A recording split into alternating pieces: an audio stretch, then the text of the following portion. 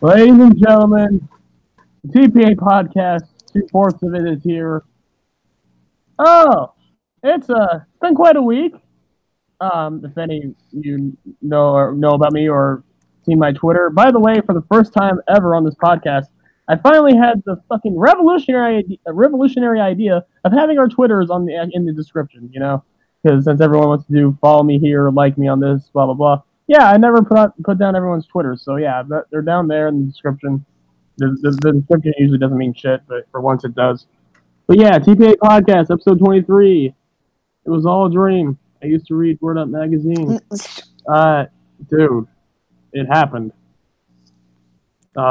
Shit. Anything you want to say real quick before I talk about No. You go do your thing. Okay, so first of all, if anyone call me crazy or whatever. Actually, yeah, you can only call me crazy for this. I drove basically 600 miles in total in the span of about 12 hours. But yeah, it was worth it. I went down Cricket Wireless. First of all, the whole line for Becky Lynch was around the entire mall. It was ridiculous. Like to the point where there were like about 1,000 people that couldn't even get in the building to meet Becky Lynch because of time.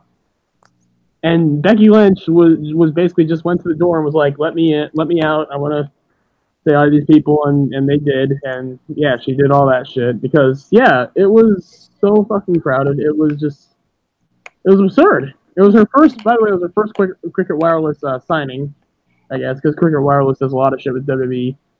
They do a lot of those commercials. The one with Sheamus, the one with Sasha Banks. I mean, I could probably show Asia that one. What do you feel about that Cricket Wireless commercial with Sasha? Do you like it or no? I like the Sasha one. The Sheamus one is kind of iffy. They're all kind of corny, but I mean, it's not. So. Exactly. It worked.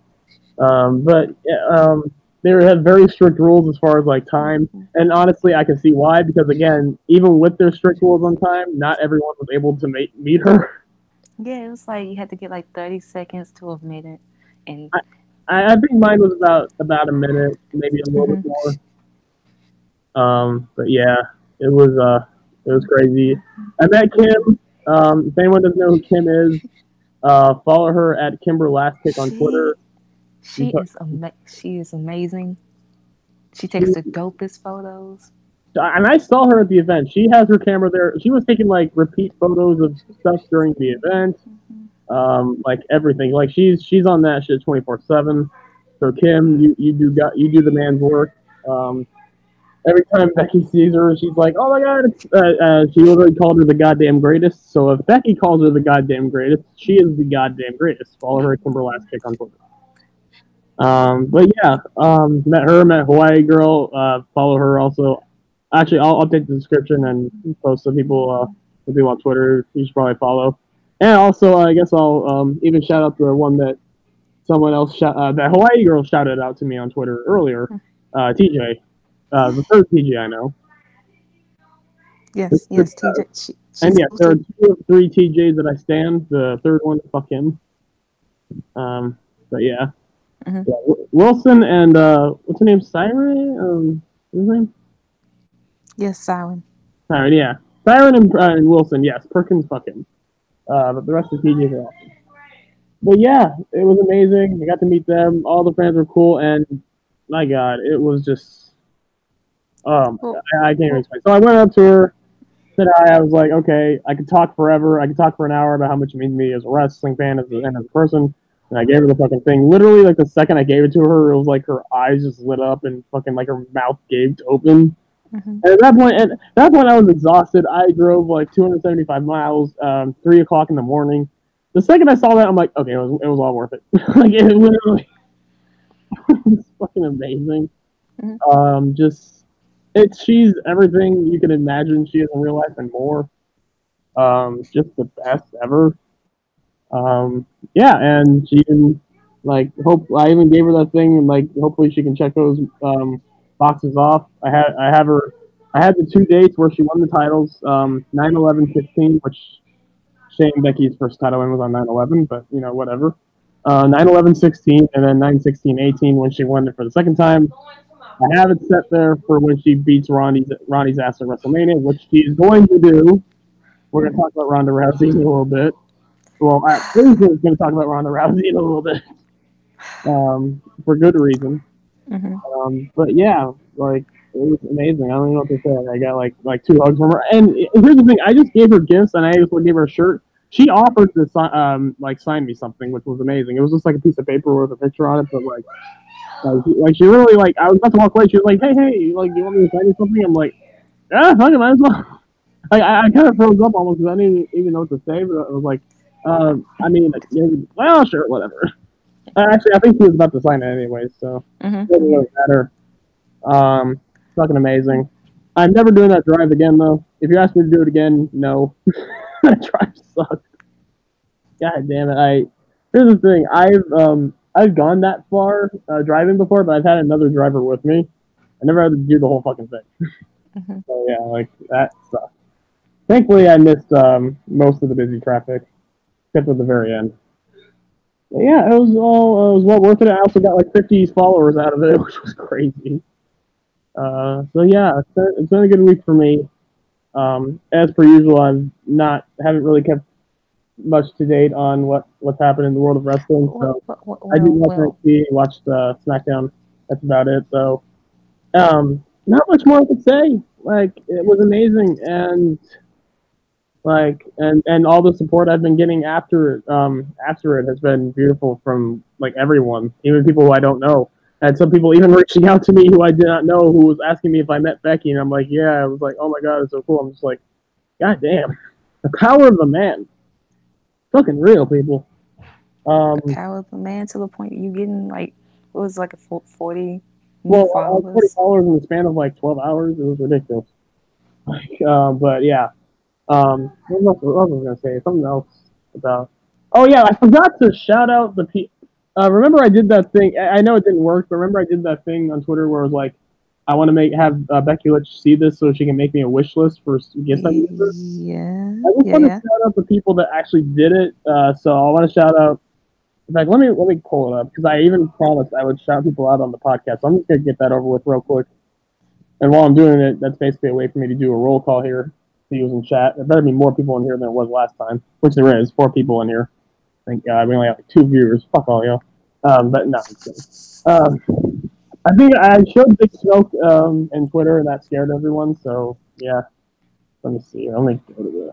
It's gonna take fucking ever to get here.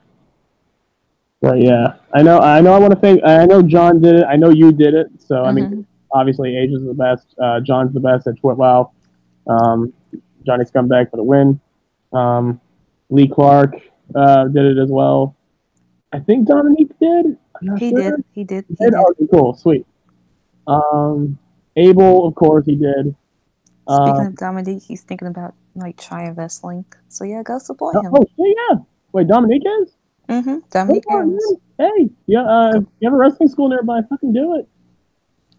Yeah, hell yeah. I mean, with your savagery and like, I mean, the fact that I mean, it seems like one of your favorites is Minoru Suzuki. I mean, if that's one of your favorites, I mean, goddamn, you're set. Yeah, like there's other people. Let's see. Who else fucking did it? Give me 1 second. Actually, you know what? You can talk about whatever you want right now. While I kind of scroll through here, I'm gonna let you have the floor for a little bit. You want to start with Raw?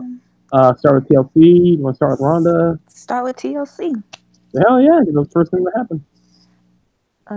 I'm just mainly going to talk about the women because the women really stole the show this whole week. Well, mainly they've been stealing the show all year. It's been their year. It's been the year. It's been the year. I'm sorry. So yeah, you had Ruby Natalia. I mean, the match is good. Liv took like a crazy fucking bump, like table bump. She's good. All that good shit. Cyril Logan. All that. The match was good again, but there was so much fucking stalling. Yeah. So much stalling. With Natty just standing there at the table and smiling and just standing there and standing like, and she would like take one step and stand there. It's just like, do That's something. It done. infuriated me. It got to the point where, like, I guess they were trying to get the crowd involved, where it was like they were trying to get, less is more. They were going with that thing, but like they already had the crowd. But at that point, it was just like, okay, you're pushing it. Like, Mm-hmm. you're supposed to be mad at Ruby Riott for shaming your father and snapping his sunglasses, but you're smiling at the fans and like doing all this shit. It's just like, come on, man. Like I get the point, but there was so much stalling. It was Then a you good had finish. Tawanda. It was a good finish. The fans were hot for it, but Yeah, yeah. uh, But man, yeah, Natalia won. Whatever. I mean, what is this? Like, whatever. Now we know why she won. Going to next week. Um, Ruby. No, Nia Jax versus Ronda Rousey. This is the only time I'm gonna put Ronda Rousey over. Like again, she has been impressive this year. She has been improving, and this match clearly shown because she's good on her selling. She did a crossbody, like a diving crossbody to the outside on Nia. She had her Superman, like a version of Superman punch. She did like all this shit, right? It's been good. Like her transitions to the armbar right? have been Yeah. amazing, right? Nia, she was just Nia. The match was good. Kind of sloppy at times, but yeah, it is what it is. Nia, Ronda Rousey is still Ronda the Rousey definitely showed us something there, putting on a decent match with Nia Jax of all people, who now. I wouldn't say that she's top 10 in like WWE's women's 2018 list. I want to put that for like y'all sucking dick if y'all doing that. Yeah, put her. maybe on Raw, but Pe- as soon as it gets people putting old, people putting her in like that top 10 list, but yet they don't have Io Shirai. well, that's just wrong. I'm sorry. That's So wrong. did you want me to, since I just found it, do you want me to just name off these names real quick and just get it done? Mm-hmm.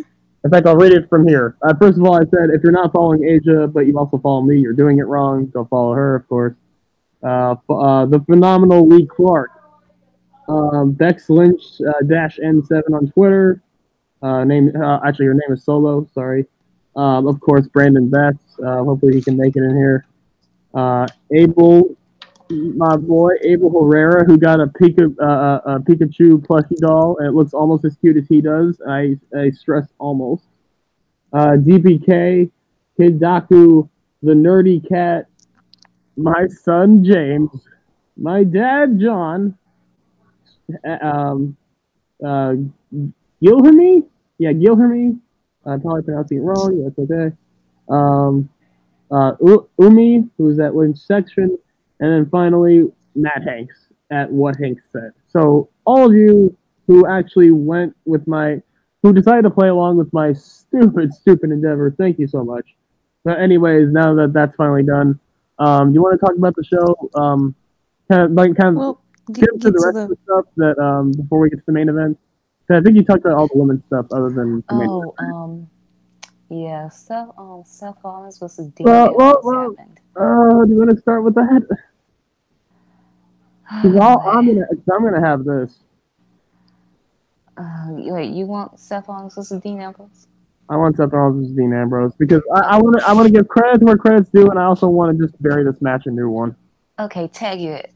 Okay, so this match has had a lot of backlash, a lot of just like people have been saying it's one of the worst matches of the year, one of the most disappointing matches ever. If you watch the match in a vacuum, it is not a bad match. It is not a bad match. Let me talk about what has been wrong with this match. Not only this match, but even more importantly, this feud. The heel turn that happened was brilliant. The Mm-hmm. night they did it was brilliant. Mm-hmm. Ever since then, they have just either not done anything with this with No, Dean no, Ambrose's character, no, or no, they no. would, well, no, at first, the first few weeks, they would just have him come out and not say anything. yes, Which which is good. at first it was fine, but Mm-hmm. eventually that shit got old. But But then, here's the yeah. Oh no, you can go. here's the problem: the fact that they had this feud, right? You had many dozen reasons for Dean Ambrose to turn heel on Seth Rollins. With Seth Rollins, while Dean was out hurt, Seth Rollins was tag teaming with Jason Jordan, winning championships. He finally got his groove back, won the IC title at Mania, had this amazing run, all this fanfare, all that shit, right? He can never trust Seth Rollins again for what Seth did 4 years ago. Yes, he forgave him a year ago, but again, he can never trust him. Like all this shit, right? And what does he do? Yeah, He's I mean, he bringing. had all this chance to really bring more to his character to become like more interesting because Dean Ambrose has been kind of on. He's been fine, but he's been on the same kind of level for the past few years. He had a chance to really bring dimension to his character, but instead you just make him the same generic heel that everyone is. Even worse. Even as of this recent Shield reunion, right? Who was the champions? Seth Rollins, Roman Reigns. Dean was without the title. He came back and immediately was back in the Shield reunion. You could have done a 15-minute promo with Dean Ambrose the first night he turned heel, just explaining everything that has gone wrong for him in this 1 year. Because honestly, in the Shield, ever since they broke up, he has been the one that has been like. Think about it. Seth Rollins not put at that same pedestal as the other two. Seth Rollins has been having amazing matches ever since the Shield, ever since that breakup. Roman Reigns has been main eventing all these fucking WrestleManias, like all this shit, right? Meanwhile, Dean, since the brand split, since going to SmackDown, what happened to him? He became ever since he went to SmackDown. Like when he went to SmackDown in 2016. He wrestled Dolph Ziggler. It started off well because he became champion. Yeah, that's the thing. He became champion before the brand split. He peaked. Yeah. He peaked at Money in the Bank. That was his peak. But, his peak, I think, was Jon Moxley. But, in WWE, that was his peak. But, honestly, ever since then, but even then, he had a decent title run, but it definitely wasn't. It was kind of boring at times. He didn't really get much fan reaction, and let's be real, we were just waiting for AJ Styles to get the title. We were waiting for AJ Styles, and other than the AJ Styles feud and the Seth Rollins feud, he was feuding with Dolph Ziggler. I love the Dean Ambrose AJ Styles feud. I do love that feud. Now, if anything, just for let's be real. They made James Ellsworth a star. James Ellsworth would not be a star if it wasn't for those two. Can we just admit it? Yeah. Yeah. Honestly. So, but yeah, but back in 2018, we talked about all this. He has all the same ammunition. He could go in on how he has not won a championship in 2 years ever since becoming, I think, U.S. champion. With Baron Corbin and all that shit. He's been relegated down the card. Seth Rollins, all this shit. He can make shit up about how Seth and Roman didn't speak to him or do anything about him during his injury, or they just didn't really give a shit about him. Or he can talk about how the fans forgot about him. He had all the shit he could go in on. But what does he talk about? He basically, the fans are just terrible. Oh, they're giving me diseases. I gotta go to the doctors and get rabies checks because the fans are so bad. Boo.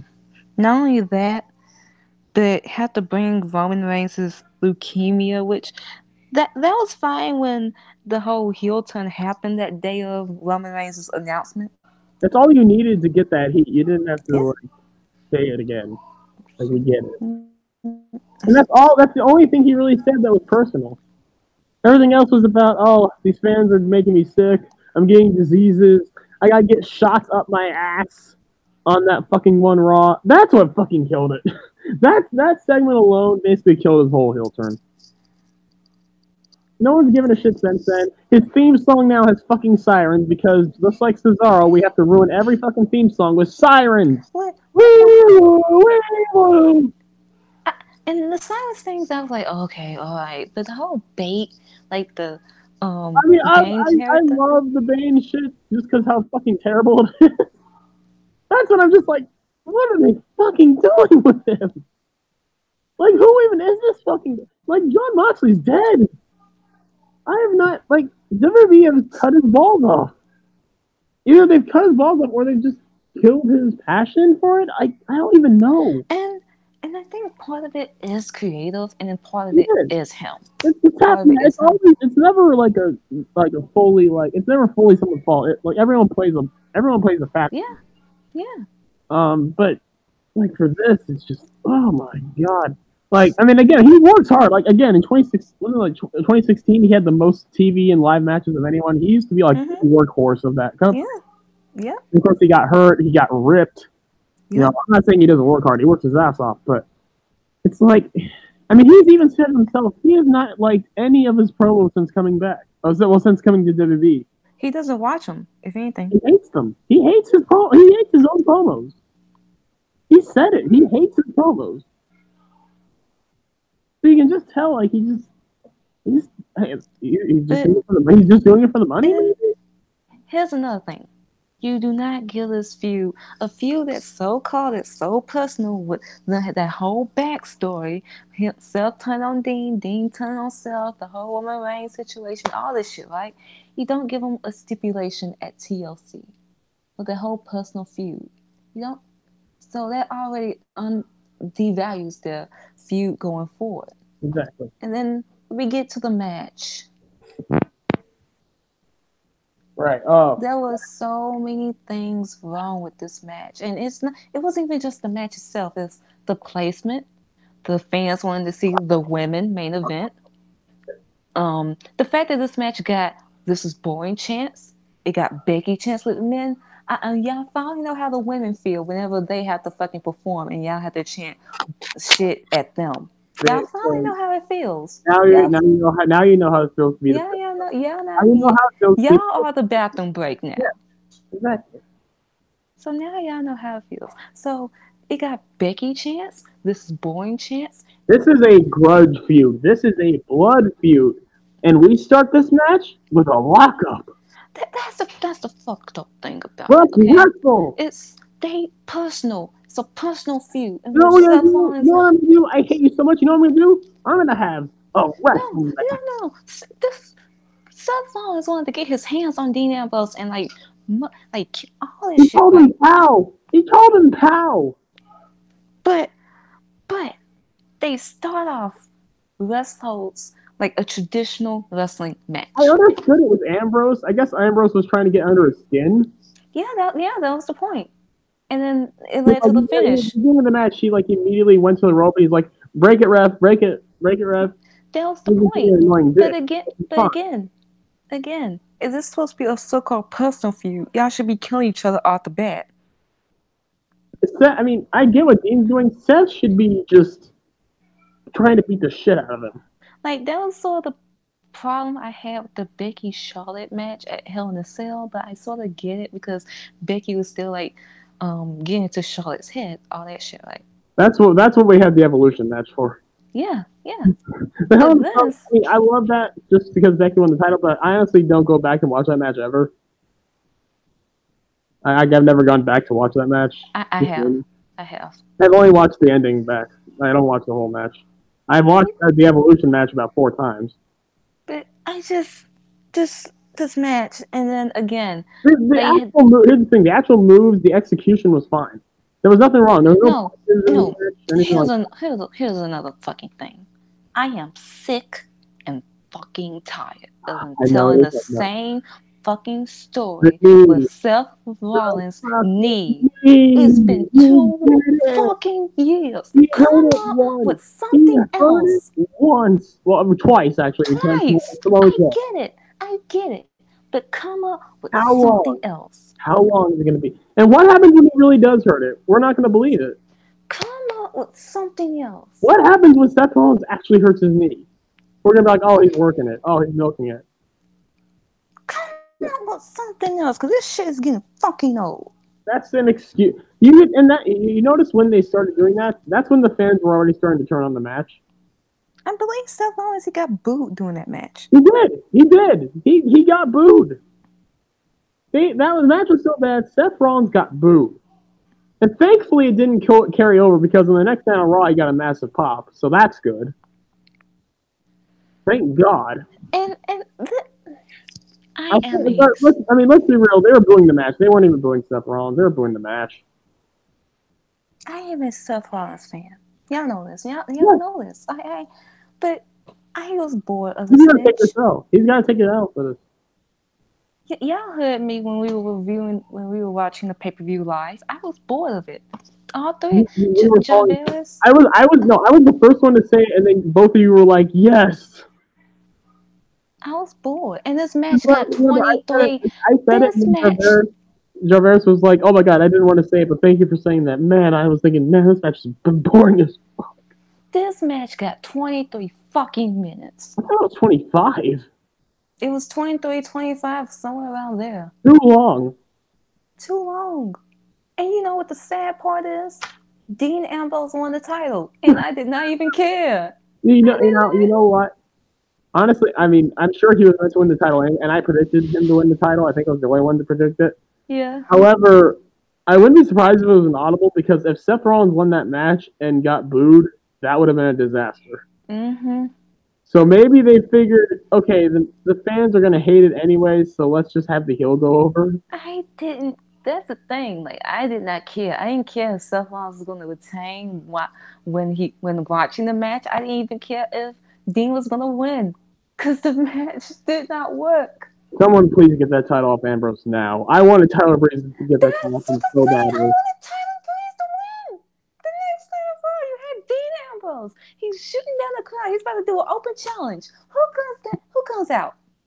Tyler Breeze. Yes, and we're like, yes, Tyler, win, please. I was like, Tyler, can you win? Seth Rollins calls on the match. Tyler wins. All that shit. Nope.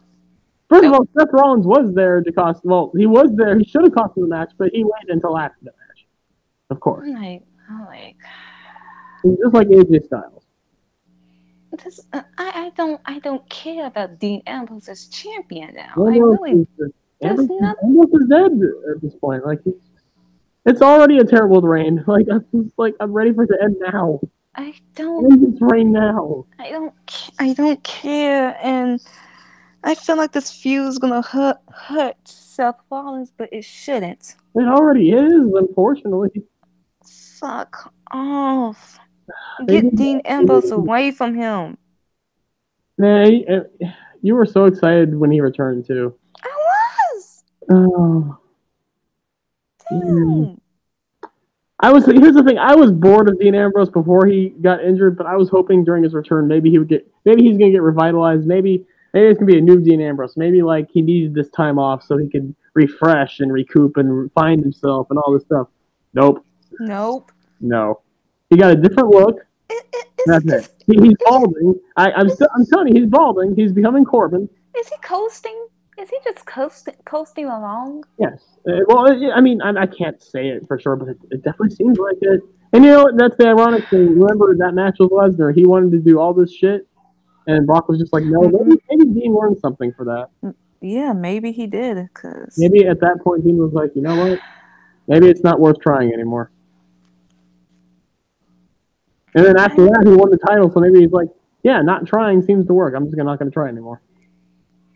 Oh my god. I was most disappointed with this match because I was looking forward to this match. If we do a most disappointing match of 2018, that might be it. That's up there. The whole Shinsuke AJ feud. I'm going to say the WrestleMania match. The rest of the matches, I think, were fine, but the WrestleMania one disappointed me. The ending was great. And even then, let's be real. Nakamura versus AJ Styles at WrestleMania was 10 times better than the Ambrose Rollins match. Oh, definitely, yes. By far. But yeah, and here's another thing. They had to follow the championship match. Can we talk about Yeah, let's talk about AJ Styles versus Daniel Bryan. You talk about the match, and then I just have to talk about Daniel Bryan for a good 5 minutes. Well, I'm in love with the new Daniel Bryan to the point where I even told you I'm starting to debate if Becky Lynch is the best part of SmackDown. That's how much Daniel Bryan is just. He is amazing. This is just a new level. He's on another level right now. Like his promo before TLC. Mm-hmm. Oh my god, he Poor Kathy Kelly. I love you, Kathy Kelly, but you got verbally bitch slapped. That was that was amazing. I was like, oh, I never knew bullying It's garbage. What you do is garbage. I never knew bullying Kathy Kelly could look so amazing. She looked like, oh my god, they were wearing these stupid Christmas sweaters, and like he's like you know where these come from? Inorganic. You know what the worst thing about this world is? Like, you know what's hurting the environment? Inorganic cotton. You think this comes from organic cotton? No, I don't think so. And it just moves on. I want a straight edge society, a Dana Bryan version of a straight edge society, and I will not shut up about it. Dana Bryan needs to become a full cult leader with this. We need we need the vegan cult of Dana Bryan. In this era, in this time, like especially with PETA being fucking annoying as hell, like all this bullshit. This is the perfect heel for 2019. It really is. Like, and Dana Bryan does it so well. We might be getting a new title. I hope we do. He said so. He said we're gonna get like a hemp belt because to quote Dana Bryan, the WWE title strap is made of leather. Was made from an unskinned cow that he calls Daisy. Daniel, I am so sorry I ate mac and cheese. I am so sorry. They killed poor Daisy I'm to so skin it sorry. and then make it a title belt. I'm so sorry. Shame on you people. I'm sorry. Now, and you know what? I do. You might actually unstand Daniel Bryan after this because I did notice something during commentary. You notice when he talked to Byron, he said, "I see all the chicken you eat, Byron." I just had chicken this morning. But you notice he had to say it at the black guy. What? Oh. Chicken. Oh. I'm just saying. Look, I'm sorry. Okay, I'm just gonna go starving now. Apparently, my Daniel Bryan shit just drove everyone away. But anyways, yeah, go on. Let's talk about the match. This match, which was fucking amazing. Daniel Bryan, like, and by the way, I mean, even before I talk about the match, Daniel Bryan merch sales have gone down. Because Daniel Bryan hates his own shirt. Exactly. Daniel Bryan is such a good heel that He's even like, fans. they have a shirt out called "Yes Is Dead." You think I'm wearing that shirt? No. Daniel Bryan is such a good heel that his merch sales are going down. He's like, I hate my own merch because it comes from inorganic cotton. I'm not gonna destroy this earth with my own merch. My own merch is garbage. WWE is garbage. Consumerism is garbage. You all should die. Daniel Bryan is just god level right now. He's the best heel in the world. And anyone that complained about him turning heel, go fuck yourselves. Who was the idiot that complained? Name me a name. Well, because people were like, why would you turn who used to be the most over? I'm sorry. Yeah, that's the thing. He like, even before the match with AJ when he turned heel, he didn't get that big of a reaction.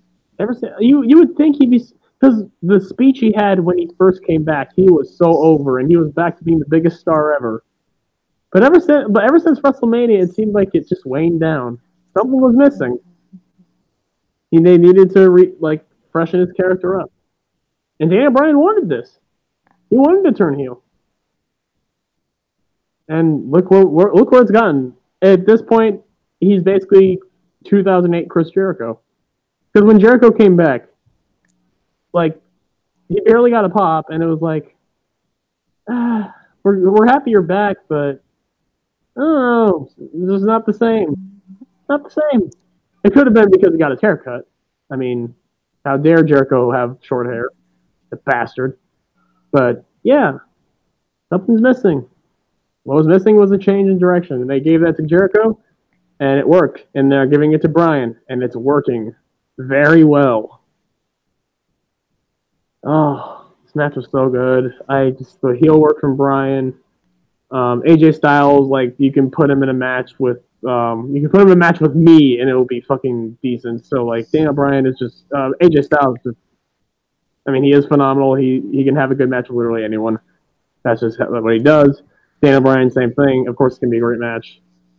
I remember being great. I don't remember much of the match itself though. Like any spot in particular. Like they did like a lot of transition. Transitions, yeah. Like the finish was AJ. He did a roll up, but Daniel reversed it into Yeah, a good roll up. roll up. I remember that was the finish. I love Daniel Bryan's bear crawl entrance. I just love it. Daniel Bryan is just the best. Oh, I want that new belt. I even said maybe bring up Sanity and have them have Daniel Bryan brainwash them and turn them sane and be part of his vegan cult. But I mean, I think it looks like they're doing stuff with Sanity now. So yeah. Oh yeah, they doing stuff with Sanity, all right. Nikki Cross is there. I mean, it took them Nikki Cross for them to finally actually do something with them. So yeah, that was the title match, and now we get to. Well, there's more. There's a few more matches. Do you want to? What else? Oh, should we even talk about? Oh, no. Let's talk about Strowman versus Corbin. No, I don't care about that. The tag match was really good. Oh yes. What else even? Let's not even talk about Orton versus Rey. Rey Mysterio won though. Yeah. Rey Mysterio won and Finn Balor won. Drew got screwed, and I will not hear any otherwise. Let me explain this. I'm explain this finish. Okay, Drew hasn't beat. Goes to the outside. Excuses. Dolph super kicks him. The ref sees this. Does nothing about it. If Drew was that good, he was beating Finn regardless. Then Drew gets a chair and is about to hit Dolph with it. Remember, Dolph is not in the match. Maybe if Drew did not pay attention to Dolph, he would have beaten Finn. If maybe the referee wasn't being such a pansy ass and started to be like, hey, no, don't you dare hit Dolph Ziggler, even though he's not part of the match, but don't you dare hit Dolph Ziggler. And then Finn Balor kicks the chair into Drew, which I know the ref saw. I saw him see him and did nothing about it. So Dolph, Finn, and the referee beat Drew McIntyre. 3-on-1. Drew McIntyre beat Drew McIntyre. He screwed himself. Sorry, not sorry. Sorry, you are sorry, because that's wrong. No, I'm not. McIntyre got screwed over by 3 people. Finn Balor did what he had to do. The system it has something against Drew. It's not right. I mean, I love Finn Balor, and I love when he flashes his penis out to everyone and all that shit. Whatever, baby oil Balor for the win, but he got screwed, and you know he got screwed. Nope. He did. Nope. He did. Nope. Main event time. Main event time. Triple threat. Asuka, Becky, Charlotte. God, this is amazing. And you know what? I'm gonna start by just giving credit to I would say an adversary, an enemy. Charlotte, you killed it in this match. And by killed it, I mean you killed yourself in this match. Charlotte took every bump in this match. Not just this match. Like when you really look at it, this year. I mean, she's had some duds this year. Let's not. She been perfect this year. Yeah. She has been having some duds, but she's on. Should we even talk about her match with Asuka on SmackDown?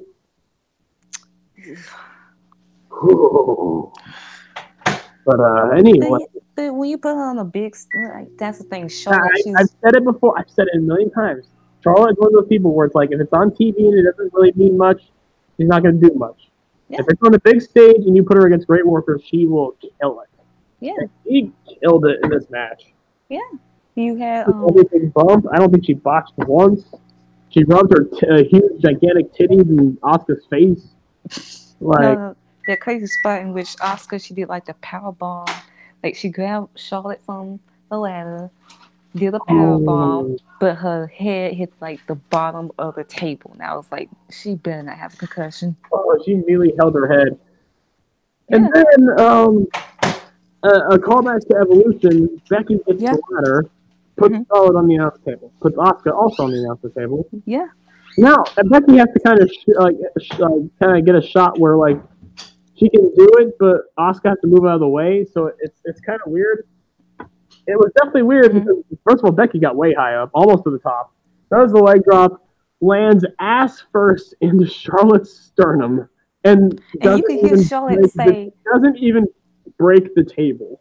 She bounced off the table collapsed, and you could hear Charlotte say, fuck. Yep.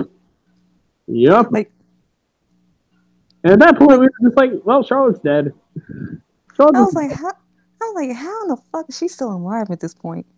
She got killed in this match. She got there was like a Beck exploder into the table barricade. Well, I think it was into the barricade where she almost landed on her head. Mm-hmm. Like, damn. Becky also. Here's the thing. Asuka just had a great match and didn't have to take any bumps for this match. I swear she didn't take any bumps. It felt like. Yeah, she barely did. All the punishment. Yeah, it was Becky and Charlotte taking the most. And Asuka won without. She pulled an Alexa. I mean, she did. That's the thing. Alexa, she only did like one move, and that was the code where at least Asuka did moves throughout this match. Asuka was had a lot of great stuff. I mean, she was dominating for like the beginning parts of the match. Mm-hmm. Which was I think the one thing that surprised me. Becky and Charlotte mostly Charlotte was underestimating Asuka because Charlotte was just focused on Becky. Becky gave Asuka credit, but was mostly focusing on beating up Charlie again. I think the one thing that surprised me about this match is that Charlotte did not attempt to do a moonsault off the ladder. That was the only thing. She's never done a moonsault off the ladder yet, has she? No, I don't think so. No. I mean, I can recall. And then she did like the. She's saving it. Yeah, she is. Oh, yeah, she is. Oh no, remember she wanted to do it off the cell. Oh yeah, and then they got shut. And like Vince was like, no, we can't have that. Damn it. But I mean, there is such a thing as like the shit that Shane McMahon jumps off of because like he jumps into fucking like crash boards. There are such a thing as crash boards, Vince. I'm just saying. So yeah, this match was really good. The crowd was hyped throughout the match. I'm not gonna acknowledge Dave's star rating because his star rating doesn't mean shit. Well, I'm just gonna say what it did get though. I don't 4 point. Dave fucking Meltzer. He doesn't mean. I know. Fuck Dave, all that, but it did get a 4.5 star rating. Good, whatever. Mm-hmm. He's not always dumb. But yeah, this match was one of my favorite parts of the match was when Ronda came in, she shoved Charlotte and Becky up the ladder, the whole crowd boos. But the second Asuka starts climbing, the crowd starts to cheer. Yeah. That's fucking hilarious. Like, how dare you do this? Oh my god, Asuka win! Yay! Thank you, Ronda! I mean, let's be real. No, here's the thing, I'm gonna give credit here. I'm not even sure on SmackDown if Becky was even more over than Asuka. I mean, it's awesome because people really wanted Asuka to win because again, Asuka, everyone, how Asuka's been treated, you know. Yeah. It was her feel good story, like definitely. Because Becky already had her glory, she already had her fame. She's gonna have it again at WrestleMania. Yeah. And I thought Charlotte should win this so Asuka could beat her at Mania, but in hindsight, I'm glad Asuka won this match. Yeah, I'm glad too. Really. I'm glad. And here's the thing: last year, TLC, she debuted beating Emma. Yeah. This year, TLC, she beats 1 year. Yeah, she won it took her literally 1 year. It took her 1 year to finally win. It was one very long year, but she did it. Yeah. I mean, just don't put her in the ring with Carmella again. Going to pay-per-view matches. Why is Carmella her kryptonite? Mella is money. Well, Mella's going to visit the headquarters of R-Truth now, so I mean, get out. It's happening. They did a dance. You asked for it, Carmella. You knew what you were getting into with R-Truth. You know he's not all there. So yeah, besides the middle of the year that Asuka had, she won the Royal Rumble match and won TLC match in the main event. Yeah. If there's anything else you want to talk about, I'm going to be a minute. I'm going to get my phone real quick. I'm going to see what's going on in the chat. If there's Mm-hmm. anything else you want to talk Yeah, about TLC, that TLC. No, I want to get to Raw. oh, yeah, you can talk about Raw real quick. I'll be right back. Give me a second. Well, guys, I don't really care about what happened with who's going to be the big man. Like, I said it, but I was like, it was either going to be Lars Sullivan to debut, the XFL, and some other, Baron Corbin getting fired, and something else. But was I completely wrong? Because now all the McMahons are in charge of both Raw, SmackDown, which means their whole push with Alexa Bliss, possibly becoming Raw GM. Yeah, that's done. She ain't got nothing to do until she possibly get cleared, which I'm so happy about, by the way. Yeah. And then Paige, she's basically relieved of her duties on SmackDown, which I am sad about. And then, so yeah, and then say the fans are in charge, which from the first 2 weeks of Raw and SmackDown, they've been looking good. They have been putting on fresh matchups, everything. Tyler Breeze versus Dean Ambrose. Tyler Breeze got an opportunity. The whole tag team division on SmackDown has finally been looking up. But you got Sandy and the club, Yeah. the Usos, and Cesaro and Sheamus. You got 6 new call-ups that about to happen, which we don't like. Besides Otis, We like one of them. We like one of them. yeah, Oh, Otis, he is the Otis. national president to us all. Yeah, and then you had the main event for the women on Raw, which first you get to Ronda Rousey. Okay, she comes out, cuts a promo saying, she took care of Nia Jackson, which Nia Jax, she wasn't on Raw this week's Raw, and they did a taping for next week's Raw because all the wrestlers is not going to be live on Raw for this the Christmas because they're going home for Christmas. Yay! Yay! Remember that when we complained about the wrestlers not being home for Christmas? Yeah, I Well, guess look at that. They finally getting there. I guess they So listen. But I mean, well, Thomas Tonga still said something about that on Twitter, but I don't think he realizes that they're being taped before Christmas. they being taped. Let them go home. Yeah, so they're getting home for Christmas. It's just like they're still gonna get an episode of Raw and SmackDown for it. Yeah, So yeah. it's not still So getting their break. They're still getting their vacation. yeah, they're getting their break, all that good shit. So she's gonna have a Asia, promo. Asia, I mean, I would love to, but I mean, the chat wants Jackie to come in. Okay, add her in.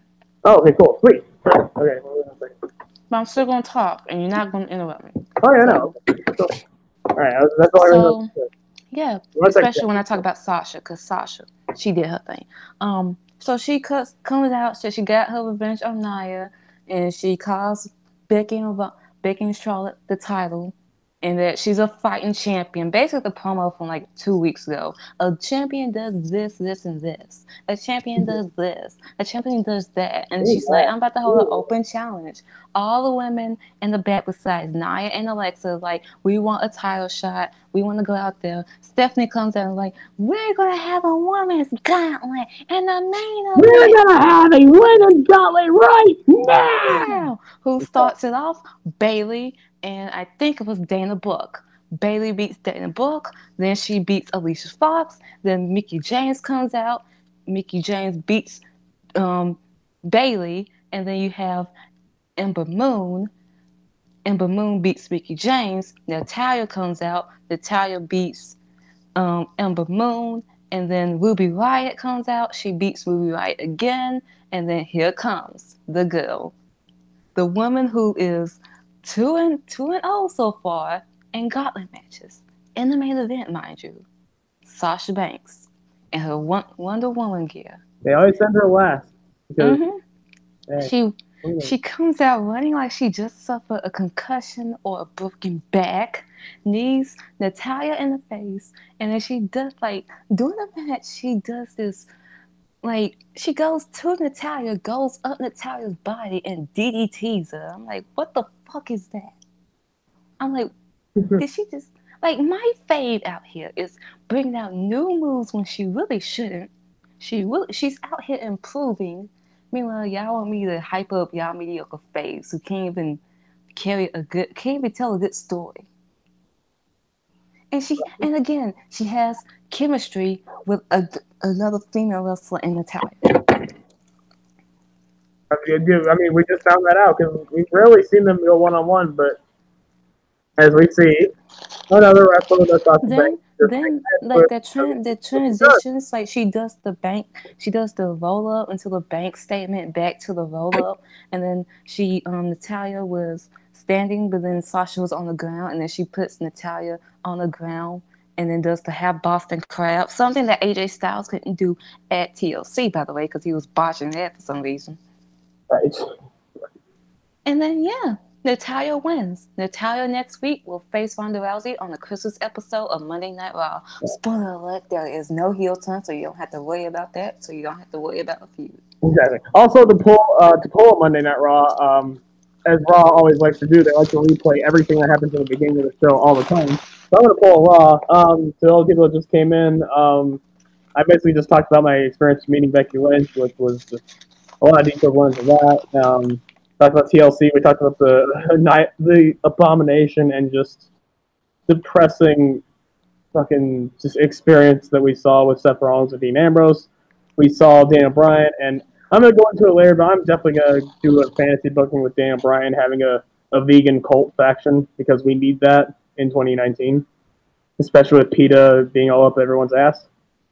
And Jackie is coming into chat. I added her because popular demand.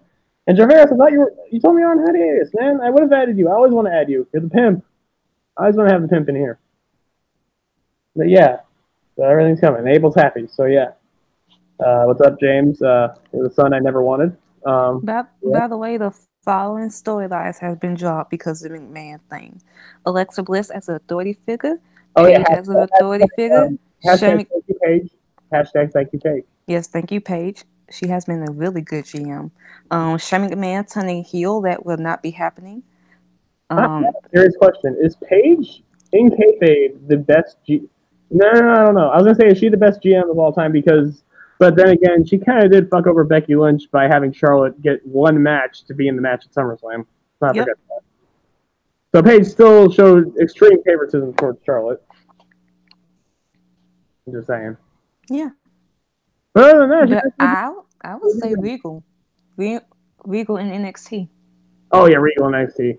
And honestly, just I think Teddy Long was a pretty good general manager. Other than just, I mean, in 2005, I would say. Because I mean, you can't go SmackDown without having tag team matches, and and the Undertaker, but like that. Even Paul Heyman was pretty. I don't know who's the worst GM. I got that one. Mike Adamle. That was about to say Mike Adamle. I think that's the easy one. John Laurinaitis. Are you happy that you started watching right after that? You watched the year after he was GM because he was only GM in like 2008. Yeah. Didn't you say Jeff Harvey? Yes, his name is Jeff Harvey. No, it's not. Oh my fucking god. I mean, is that worse than Michael Buffer calling Bret Hart Bret Clark?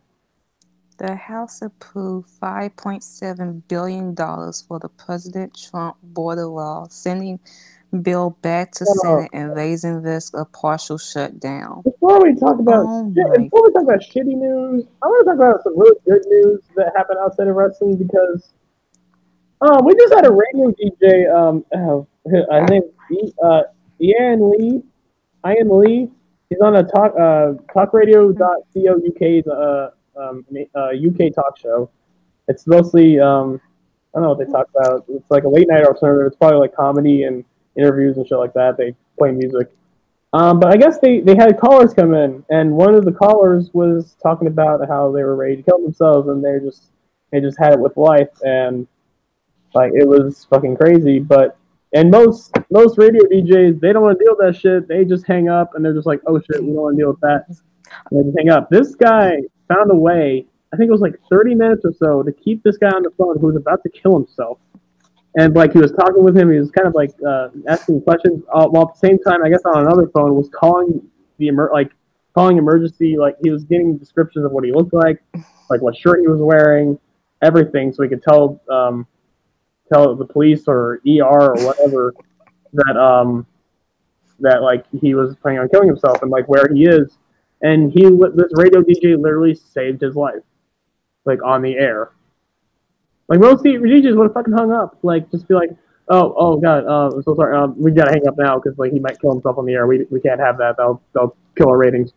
But no, this guy didn't care. He wanted to save his life, and it sounds like he did. Hopefully, so yeah. Everyone go follow Ian IAINLEE Ian Lee on Twitter because yeah, he literally saved a life on a fucking radio show. So props to you, man. But yeah, anyways, now let's go to the fucking orange menace known as Donald fucking Trump. Fuck it. Oh yeah. But I mean, we could talk about that later. I want to talk about the whole thing that happened yesterday with historically. I'll talk about that later, and I'll go fucking ranting about that.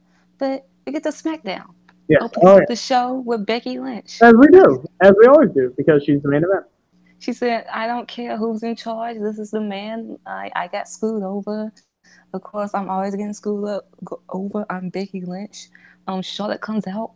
No, you missed a great line. She's not gonna let some Roddy Piper cosplayer ruin her moment and take her title. She's not wrong. She's not wrong. She's not wrong. You profiting off of a dead guy, a dead. I mean, I will now. To be fair, Roddy Piper did give his blessing. But she's doing it all wrong. It's a bad tribute. It's really bad.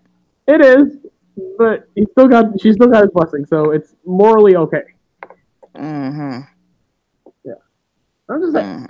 Did she get Roman Reigns' blessing to use the super? She's not like some people, Justin Timberlake, who would just like yeah. Is she getting Roman Reigns' blessing to use the Superman punch? No, that's where she's just I don't know. Okay, that's what I thought. That's what I thought. So yeah, then you have Charlotte come out and like, I would have beaten you if it wasn't for Ronda Rousey. I would have been a 1, 2, 3, 4, 5, 6, 7, 8. Oh, pick a number. Yeah, pick a number. Yeah, pick a number. What, dude, this promo was horrible. Oh my god, we didn't even talk about the Charlotte promo, but man, it went short, but whoa, was it bad. Even for Charlotte. What are they doing with honestly, what are they doing with Charlotte right now? Pick a number. No. You pick 2 because I'll be the one that take out Ronda Rousey. Oh god. I swear, he said something else that I could not believe she said. I'm trying to remember what it is. I'm trying to go back. Like I remember there was like 2 things where I was just like, Charlotte, what are you talking about? But I'm trying to remember. It's talking about Okay. Let me go find the promo. Let me go find it, and then you go play it. I'm gonna send it to you, and then you tell me. It was bad. Okay. Okay. I have the long thing, so then go look. Okay. Oh, here it is. It went all over the place. But yeah, you have Charlotte. She's like, I want to go. It should be my opportunity to face Ronda. And then Becky, and then you have Asuka comes out. She like, I beat both of you and all that shit. Then you have Vince come out. The fact that Vince was in this segment over Stephanie tells you something. Oh. So he was like, why are you both complaining? You have a problem. Y'all take that up with Ronda. Otherwise, it was a TLC match. It was no disqualification. Y'all got beat. It is what it is. Asuka, do you want to defend your title? And then the fans were like, yeah, all that good shit. And then Naomi. Club time. Naomi, who last week could not have a match against Mandy Rose, who they've been building their feud on Twitter. They've been building it up. She could not have a match because Mandy Rose got sick.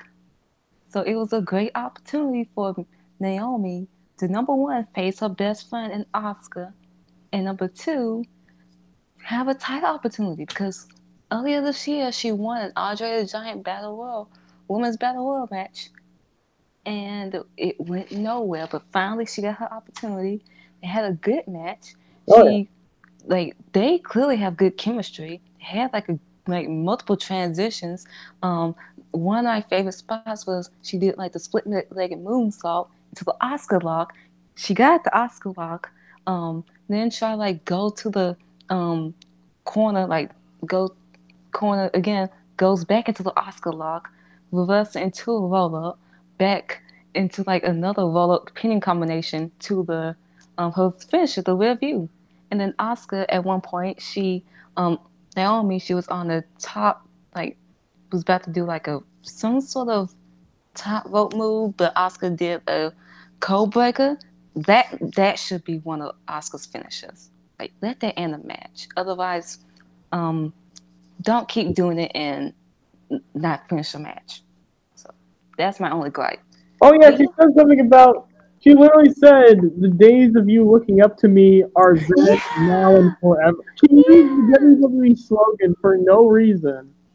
yeah. That was fucking I mean, and also fucking. I know Asia.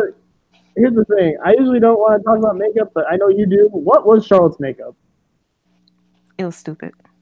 I was gonna say, since you're the one that bashes people for makeup, I think I'm surprised you haven't talked She about Charlotte. looked old. She looked old with that makeup. And then she wooed. Oh my god! Take a drink every time Charlotte wooed. I'll be dead. Yeah. But yeah, great segment. But yeah, here's the thing: Becky, like Vince, really stressed that Becky was the one making excuses, but then he's like, "Oh, you too, Charlotte." Mm-hmm. Like, "Oh, yeah, you too." But Becky, I'm telling you, Like don't talk to Becky. the man. The man doesn't discriminate. He'll take any arm. She'll take any arm. He'll take the boss's arm. Vince, you're like 73 years old. You can't. You're not gonna be able to stand up to Becky Lynch. Vince, when was the last time you was on TV on SmackDown? Yeah. Just saying. Uh-huh. Just saying. You want Just that to saying. happen again, then? Mm-hmm. You want to get your head busted open again? Just saying. So yeah, Speaking of which, we didn't talk about that. Guess who's coming back yes, already? yes, How the yes. hell is Kevin Owens coming back this early? How in the hell is Sami Zayn? I'm so happy that Sami Zayn's coming back. Oh my Oh god. my god. They got the Cena It's juice. too good. It's They too got good. the they got the Cena juice. Cena that's just like came into the homes and like here. We needed Sami Zayn. I needed Sami Zayn. He's gonna be one of my favorites. Like he'll be up there with Daniel Bryan. Because like him on Twitter, just him as a person, I love Sami too much. He's just don't put him with Lashley again, please. For the love of God, Oh god, no, get please him no. away from Bobby Lashley. Put I him don't back on know. I SmackDown. don't Put know him, against no, Bobby no, Lashley, but screw it, man, screw it, let's not redo screw the it, feud. screw it. Put him back on SmackDown. Have him feud with Mustafa. Oh, wait. Imagine. Okay, this would be stupid, but it'd be hilarious. What if Daniel Bryan, Sammy, and Kevin were a faction? Do it, do it. Especially doing the Shane feud. Do it. Dude, can you imagine Sami Zayn preaching about living a vegan lifestyle? Dude, imagine it now. Sammy and Kevin preaching to us about how we're terrible people is just what I need in life. Okay, and then whoever wants that faction, please say I in chat. I You don't. You don't have a soul. I need Sammy to put on his old man glasses and read about the pollution in every city and and talk about how much paper we're wasting, how much plastic we're wasting, and just how many cows and chicken and pigs you're killing because of your horrendous carnivorous stuff.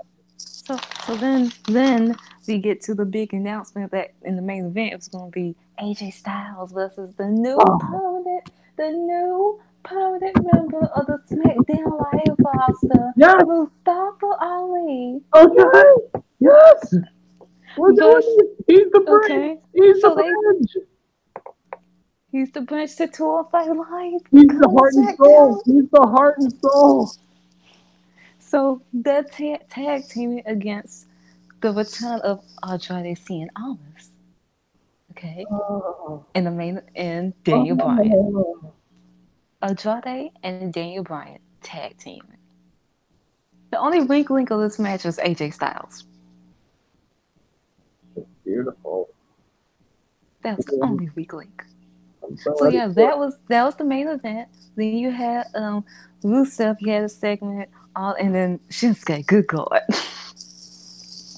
Oh, total diva Rusev. That was amazing. That was the best Rusev thing is about a Shinsuke's total reign. diva. And he did the hair flip too. Not the hair flip, the Rusev being naked. I did not need to see that. Uh, I mean, what a man. I mean, What the a man. grilling, you grilling while And then, hey, naked. better than seeing Enzo naked. I don't want to see any one of them naked. But still, it was better than seeing Enzo naked. I'm just saying, if you had to pick which one. I'd rather not. I'd rather see myself naked. Oh, you don't want Mustafa naked?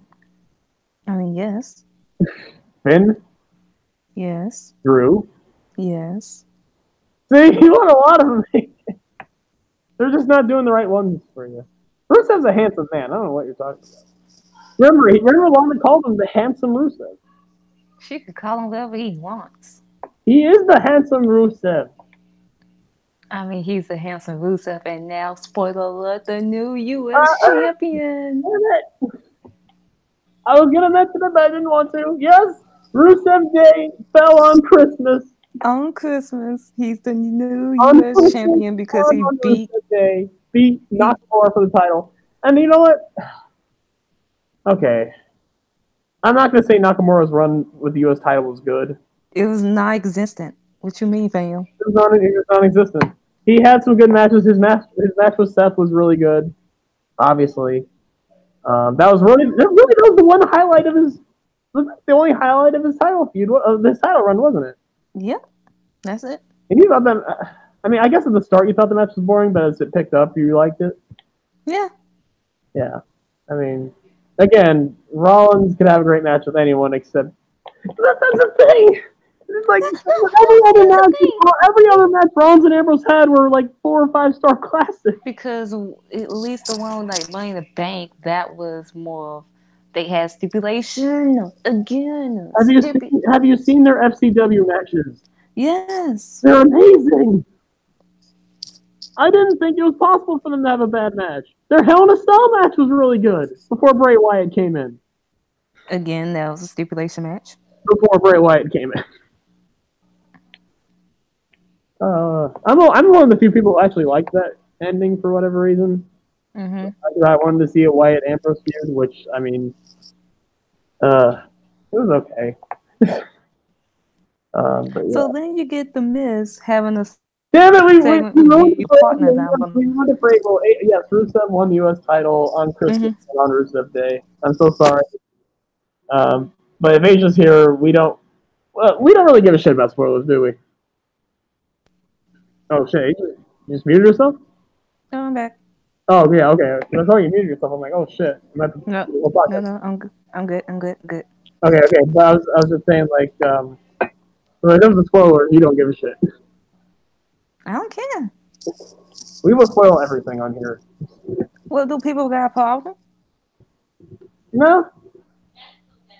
They better shut their ass up, scratch their ass, and get glad. Cause I ain't finna mute y'all just because I have a problem with spoilers. Get the fuck out of here. Jackie, where are you? Can someone message Jack? She don't want to be here. Fine, that's good. She wanted to be here, now she's not here. I guess she gave up. Never give up, Jackie. That's all loyalty and respect. Bitch, it's enough. But anyway, yeah, you have that. You had Miz and Mandy Rose teaming up to face R-Truth and Carmella, and the Mandy Rose won. Miz is still trying to become Shane McMahon's tag team partner. I was gonna say it makes sense with their team. The Miz did save Mandy Rose on Tough Enough. Mm-hmm. So because again, she's hot, I guess. But yeah. So yeah, then we get to the main event. Oh my god. Okay, you want to talk about Daniel Bryan's promo first? Jackie, there you are. Great. There we are, finally. Sorry, I messaged you and I guess for some reason you gave up as it came on. I'm like, wait, sorry, because I can't access it. Oh, I'd rather do it on my phone so that I can like just have two tabs like instead of looking through two tabs. So I finally went on my phone and I'm like, oh shit, everyone's coming to add Jackie in. Okay. I was like, can he see the live chat? Oh dude, it's like Jackie, hashtag we want Jackie, blah blah blah. I was such a heel. Oh my god. But I was You don't need to do that. That's Asia's job. Oh, we're both heels. We're both. Asia's the ultimate heel. My job is to educate you white people on the fucking issues that's going on in this fucking country because y'all refuse to do the fucking research. Never forget. That's my job. Don't tell me what my job is. That too. I'm not. I'm just saying that if anybody's the heel on this podcast, it's you, not Cliff over here, big old softy that he is. Shut the fuck up. I did not cry. I did not cry. You hear me? Not one tear came to my eye. Because all I'm saying is that if anybody's hardcore here, it's Asia. Not one tear came down my eye when Becky touched me. Close, but it never happened. You get it. You didn't cry. What the camera said. I did not cry. Bitch, you're gonna cry in 2 weeks. That's it. That's cry when I mentioned. Oh. That's then and this is now.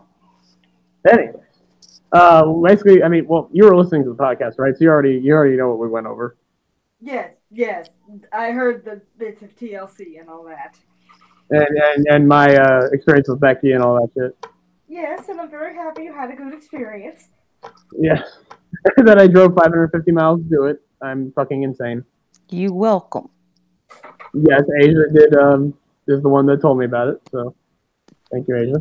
You see, I can be nice. I can actually do good things for you people. It just depends on how I see you. Every once in a while you do, and I appreciate it, definitely. But then Every once in a while. You give me too much reason to not be. Every once in a while, bitch. I was saying I give you a lot of reason not to be nice. Yeah, I really do. I mean, for all intents and purposes, Asia is your tag partner, for better or worse here, Cliff. Tag partner? Yeah, if anything, you're his Mixed Match Challenge partner. Tag partner? I'm the tag team champion. He is in my shadow. I am. I mean, I never. So, what's the name of this podcast? Who's the podcast? He is your tag podcast? Who has the podcast? Who's behind the podcast? And who is the draw? I said nothing about a draw. That's not proven. Give me the numbers. Show me the numbers. The number is that this week's SmackDown increased with the 18 to 49 viewership. If anything, Jackie's involved, everyone wanted Jackie. Who wants to see you? I'm just really good at getting myself over. The Jackie movement has begun. Jack, well, I was going to call you Jax, but I don't know. Never mind. Nia Jax? She's Nia Jax? Let's not. Wow. Let's not. Wow. Look. Wow. Jackie, Jax, look, it was bound to happen. I get that. People. No, I would say that you're like Nia Jax, that you took time off, but no. I mean, if I was Nia Jax, I'd be taking time off for a legitimate job, which is what I have been doing. Like, I'm looking out now. I mean, if you want to fire me, that's fine. But remember, I'm related to The Rock. And then we're just like, okay. Oh, you entitled brat. So entitled, yet she still does not know how to wrestle. Look, I'm going to quote the guys here because of what they said on when they did my little review for WWR, which is basically that, like, there are women on the independents who prove that you can be a talented wrestler and a bigger girl, and you don't have to hide behind your size every time somebody criticizes you for being shit. AKA Viper. Yeah. AKA Jessica Havoc. AKA we can go on forever. AKA Awesome Kong. Yes. AKA Aja Kong. In fact, Aja Kong won't hide behind anything. She'll just fuck you up. I dare anyone to call Aja Kong fat. Right. Oh. If can you imagine someone, not even in the 90s, even now, call Aja Kong fat. She will murder you. Like, I dare you. Yeah, all she has. That's all she has to stay likable or even relatable in any way. Because she's not relatable any other way. She's the product of nepotism. Most people do not relate to that. She's shit in the ring. She's shit on the mic. She's fucking reckless. She hurts people on purpose and doesn't apologize for it. She's the goddamn worst. Fire her ass. Anyways, moving on. Fuck Nia Jax. In every way. Well, not in every way, because I would not fuck Nia Jax. Not just because she's fat, just because I don't want to hear her scream. Good Lord, after that promo, could you imagine being in bed with Nia Jax? She would botch. Oh my she god. Would botch your dick. That's what would happen. She would break it. She'd probably break it. She'd probably injure my penis. LOL. And it would be Cliff will be out for TPA Podcast with an injured penis out for 3 weeks. That's just it. 7 weeks. 7. 12. But yeah, Nia Jax is the worst. That's why we stand the man. Yeah. That's why we stand the Becky. Stand the Becky. Even Taylor Hendricks, even your girl, Jackie, Taylor Hendricks, have you noticed? She stands the Becky. Yes, she does. I noticed that. I was not reporting that out to She you. follows me. I didn't even follow her back. She's following everyone. Good God. She's following everyone. It's like a spree that she's going on. I guess so. I mean, is it like a way to make up? Be like, please, everyone, forgive me for what I did.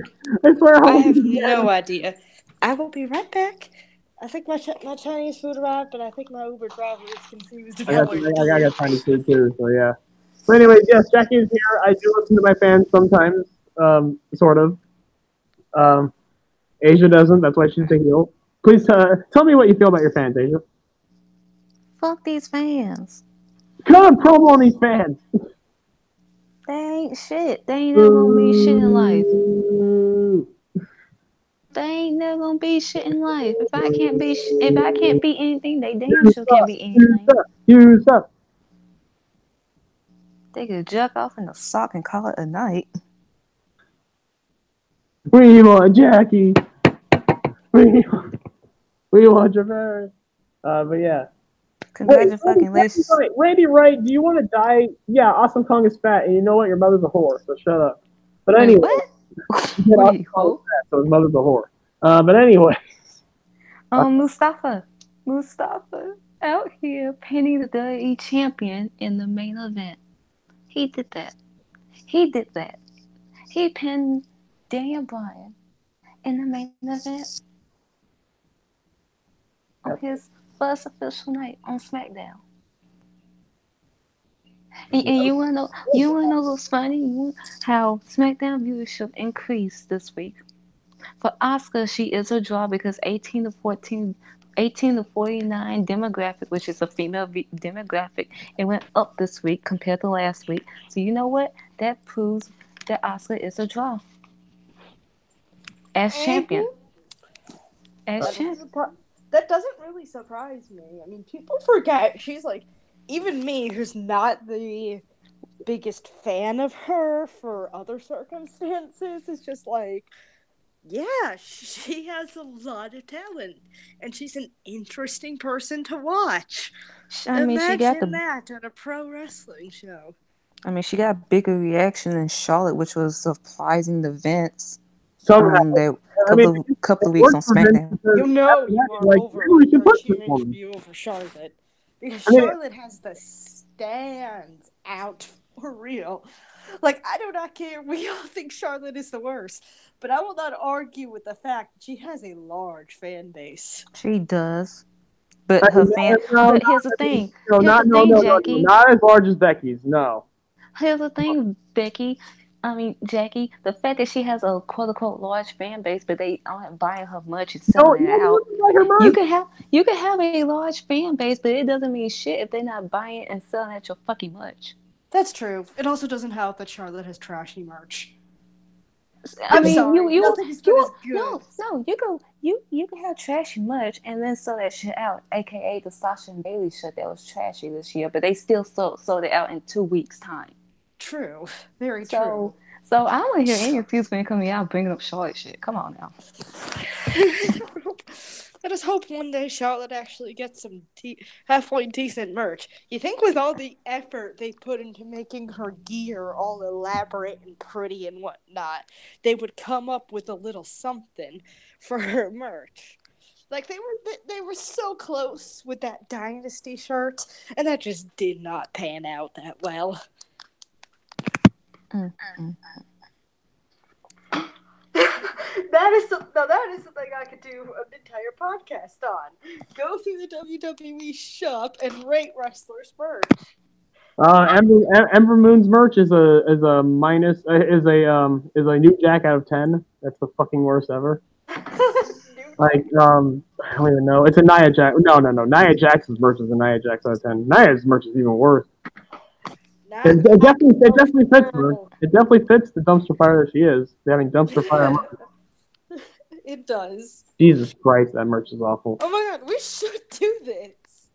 Pull up the WWE shop on your phone. The man. Okay. Yeah. Let me go do it. Oh god, Alexa's merch. Good god. Yeah, we'll do it by alphabetical order. Should we start by like the highest selling shirts? Well, at highest selling or like people with the most merch? Or do you want to go alphabetical order? Sure. Yeah. Alphabetical order. Just females? No, let's do everybody. Everyone. Jesus You trash fucking the dudes Christ. too. They deserve equal trashing. Okay, then let's go with AJ Styles. Okay. You got 64 items. Okay, let's talk about the infamous gloves. The AJ Styles zero. They're an absolute zero because they're non-functioning and they fuck them up every time. They don't match up. They don't match. That's the thing. The P1 That's when I got them at the WWE. At the event I went to, I got them, and I'm like, I'm doing the thing, and I'm like, am I doing it wrong? Let me do it hands a different way. Nope, that doesn't work. I do it another way. Nope, that doesn't work. Nothing works. What's going on? No, they don't match up. They still don't match up after all this time. And you want to know the kicker? You could buy a better pair for cheaper from Ring of Honor. Ring of Honor and didn't TNA used to sell them, and they matched up too, right?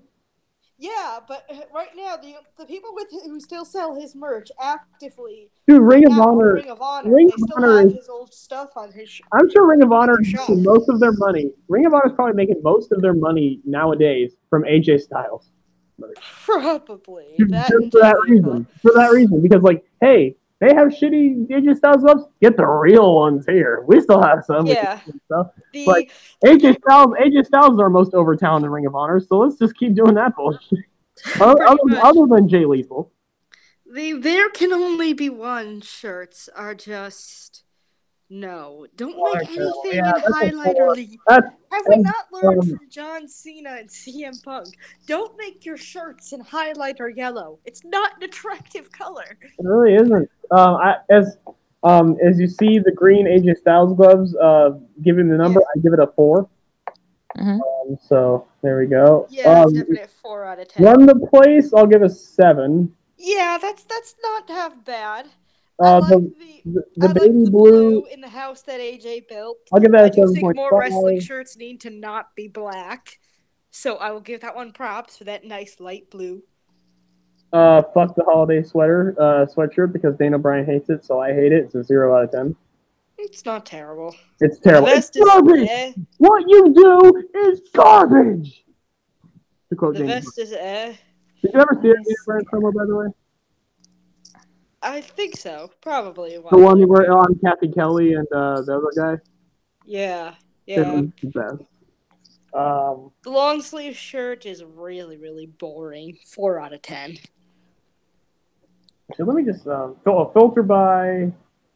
I'm just going through the regular one. I'm not even filtering. I'm just gonna do it by T-shirt. Yeah, all just T-shirts. Yeah, the black House AJ Styles. Where's the other? Whatever. I guess I know. The hoodies, okay. It's not great. The other House AJ built, the V-neck. That's not bad either. Personally, like I said, I think more wrestling shirts need to not be black. So I'll give this one props for the blue.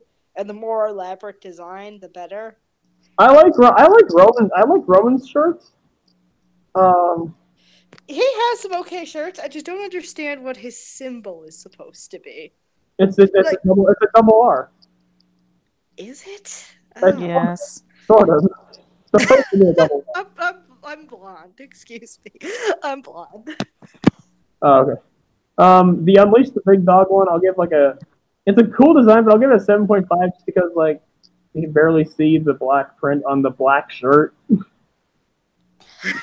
Black Yeah. print That's on a black real shirt is not a good idea. smart move, Vince.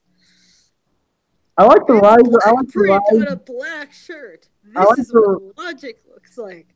I like the I rise of work the in Roman Empire. retail. Even we don't sell things that dumb. Right. I like the rise of the Roman Empire shirt more. Actually, this will take a long ass time. So let me go. Let's just go. No. I want to get to Alexis. Okay, You we'll want get to to go Alexa? Okay. Mm-hmm. We'll do Alexa, Yep. then we'll do Wanda. Okay. Okay, I Alexa was gonna Bliss. say the Undisputed Era is kind of too easy to roast, anyways. Because You can hate me, Asia, but the Blissed Off shirt is a kind of a nice design. It is, but I'm talking about the Go idiots. Oh yeah. So Go yeah, Loa. Blissed Off I'll give an 8 out of 10. What the hell are these other ones? Jesus Christ. Blissed Off isn't terrible. I like the black lining. Y'all will never catch Hey, me in this bullshit. consider yourself truly blissed is good if Oh, you like oh Alexa's god. disturbing doll Oh persona that's god. on Like, yeah, everything. is Alexa supposed to be like just scared? Am I supposed to be scared by that? I don't know. I think the idea is that Alexa's just the bride of Chucky, I and just that is her gimmick. Okay, I see an Alexa Bliss Twisted Bliss drink sleeve. You know what would be even better than that? I know it's not technically twisting it, but an Alexa Bliss Twisted Bliss bottle opener, so you can Twisted Bliss twisting. I don't know. Idea, but you get points for puns. I don't know. No, you don't. Puns. The Only shirt's if not, it's the just Twisted Bliss shirt is nice because again, more wrestling shirts need to not be black. AOP merch. AOP merch. Yes, how much? That's amazing. It's okay. It's a 5 out of 10. Plain. Whatever. Let's go to Rhonda. Oh, this should be I easy. don't even.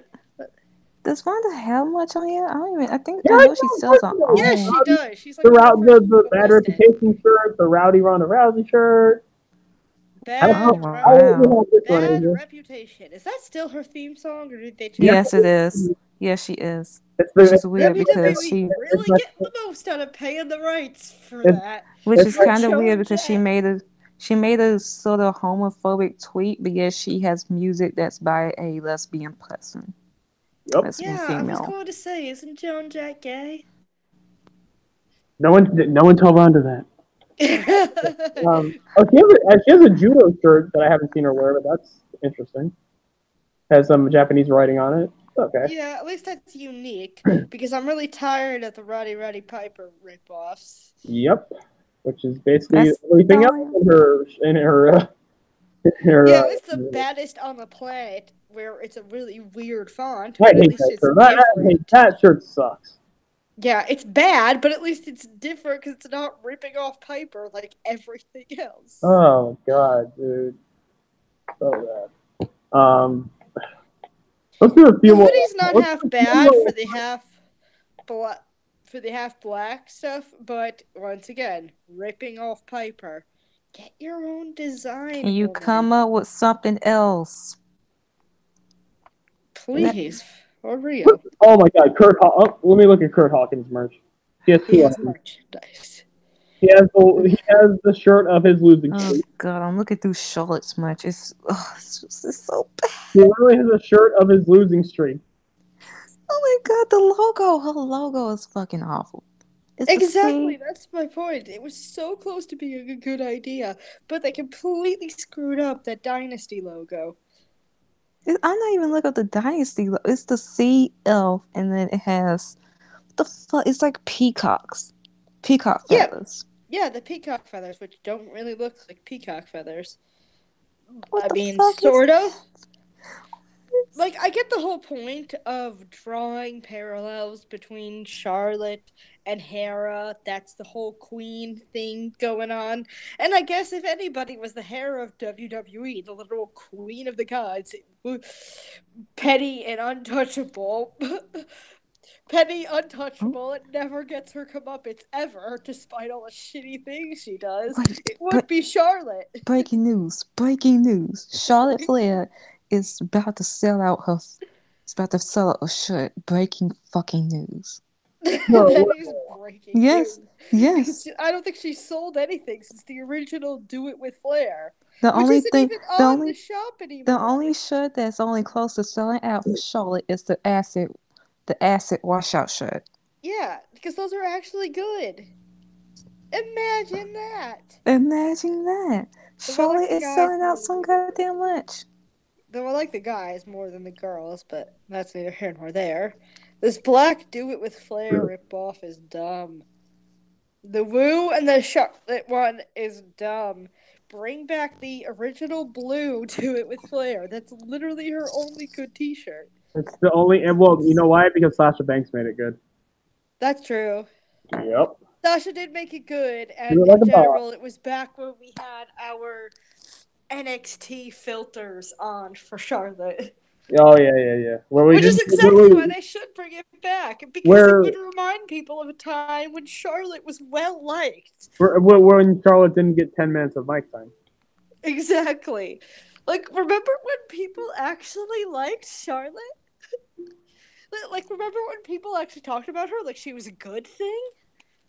I'm just gonna put this picture in the YouTube chat, and I want anyone to tell me. Oh wait, wrong video. Wait, wrong thing. Sorry. Wait, how do I delete it? Fuck. Never mind. Okay, so that's on there for no reason. But anyway. Oh yeah, let me get the link. I'm gonna post this Nia Jax shirt in chat. It's the purple one. How can anyone tell me that that's not the worst shirt you've ever seen, Joe? That's pretty damn bad. The purple, I'm not like most girls shirt. Okay, then go check this shit out. Ugliest fucking thing. Oh god, that's the you will crap. not catch me in that ugly. shirt. And you notice Yeah, they that shit changed the is girls perfect, part, but so that it's I'm is not like ugly nope. font. They took the girls part out so men can buy it. Yep, Because I guess men don't want to have a shirt going around saying I'm not like most girls. I don't know. The irresistible force is the laziest design. I mean that was the nickname given to Hulk Hogan, so I mean that definitely fits. That fits Nia. Okay. Which is ironic because the irresistible force makes you a movable object. Yeah. So yeah, Nia. They called you Hulk Hogan. So yeah, that insults her more than I could possibly ever say about Nia. But yeah, probably. When we were comparing a woman of color to a Hulk Hogan, that really tells you just how bad it's got, and WWE's lack of foresight. But yeah, so anyways, let me see. You guys want to? Well, we went into SmackDown. We went into Raw. Let's talk about NXT. Did you watch NXT, Jackie? I saw the gifts. It looked good. I saw EO. I liked it. Oh my god, yes. Okay. Now down to the Queen, mofos. I don't even know if I can judge Marina and Jessamine because they barely did anything. They barely, they did maybe a few moves. Jessamine has some kind of presence about her. Like, hopefully I see more from her. Like, that's the thing, they barely did anything. I thought Jessamine has actual gear. They barely did anything. Jessamine has actual gear, I noticed. Is Marina still wrestling in sweatpants, or does her gear look vaguely like sweatpants, or does she have, real-looking wrestling gear now?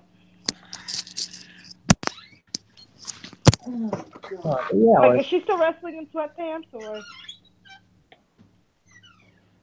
Oh, Jesus. Yeah, the match was good. It was decent, I guess. They had maybe 3 minutes of offense, but then once EO came in, they were just done. It was an EO showcase, and it was beautiful. Dakota Kai did really good as well, as always, but it was the EO Shirai show to show just how great EO is and how she can just dominate a match. And yeah, which is good because if it's going to be at anybody's expense, it should be at them. exactly. Oh, I cannot wait for that Bianca EO match that they're gonna get for the title because Bianca's winning that belt, baby. Fucking happening. Next day. I will be happy to see the fall of Shayna Baszler because I'm sorry, but with the other four horsewomen around, she's just not as threatening as before. Her insults come off as petty and childish, and overall, it feels like she needs this posse to back her up. I love Shayna as a What wrestler. kind I love of Shayna as a badass wrestler, means but that? it's getting old. I love Shayna as a wrestler, but the shtick's getting old. Like I love her in ring style. I mean, I don't know how hot you are on it, Jackie, but I mean, she's all right, especially to somebody like me who doesn't care for technical wrestling. And okay. Well, that's catch wrestling. I love technical wrestling, so that's the thing. Yeah. This is kind of like a taste, like a thing of taste. It should say something that she's a catch wrestler, and I actually enjoy her as somebody who is anti-technical wrestling from a personal standpoint. Right. You're more into like the character-based work and stuff like that. Yeah, I prefer character-based work, and as far as in ring goes, I am favorite a wrestler is Taylor Hendricks. kind of person. I mean, your favorite wrestler is Taylor Hendricks, like total character-based. I mean, really good worker, but total character-based worker. Yeah. Like, it goes total character-based for me, and then as far as wrestling style, I'm more of a flippy shit. So how is Velveteen Dream not? I mean, I'm sure you love Velveteen Dream, but I imagine he's like your favorite. He's pretty cool. He's pretty close. Like as far as like male wrestlers who are my favorite, I would probably say it's like Angelico. He's cute. Okay. He's a flippy shit. He's cute. He's a flippy shit guy. It works. Which is also because he's hot, but also he's a really cool high flyer. So yeah. Yes, he's cute. He's talented. He was cuter in season 1 of Lucha Underground. I don't like. Yeah, definitely. It's sad that he's not going to be back, and sad that falling out happened or whatever. But I don't even know if it was a falling out so much as he just kind of got up and moved to Spain. Yeah. He just kind of decided, I'm done. But you know, hey, you do you, man. Well, the one that had a falling out was Ricochet. Make an impact in Europe, so hey. I'm back. Oh, you're back. Hey, what's up? I would say like the one that had the falling out was Ricochet. That was my bad. Yeah, it was. That wasn't Angelico. Ricochet was the one that actually had the ugly one, the ugly falling out. Mm-hmm. He was being kind of like an immature fucking brat, but you know, yeah. That and Jack Evans, who got his ass fired. Oh, I forgot about Jack Evans. I love Jack Evans as a performer. I love him as a performer. Exactly. He is a funny and entertaining bastard, but God, if the man isn't a dick. He's a dick and he's a dumbass. Wait, what are we talking about? I'm back. Jack Evans. Yeah, and I mean, we talked about how we're not big on Jack Evans as a person. Asa despises him. Whenever I have my next seizure, guys, let's remember that. Let's remember when someone. Don't remember Jack Evans making light of it and making it a gimmick, making it part of our story, like a story to get to work the crowd. I wonder how Big Cass feels about that. Because he would do that too. Because this whole thing that he claims he got fired because he got into an argument with Eva Leaf, which I know Eva can be problematic, but he basically said something to her that I'm sure he was probably using it casually because he thinks it's no big deal, but he said something that came off as super sexist to her.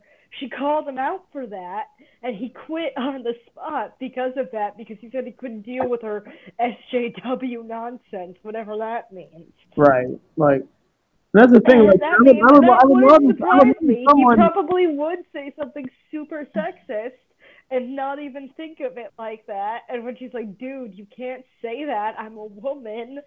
Right. I mean, I would love if someone showed Big Cass or I'd love if someone showed Big Cass the Jack Evans thing, how he would feel about that. I'm just saying. Like, come on now. I mean, how does it feel when you have to be born with it and you have? I mean, I'm the one that had. I'm born with this shit, and I gotta worry about it. I don't take pills anymore. But I gotta deal with it. That's why I don't want to have kids, so they don't have to deal with it. Right.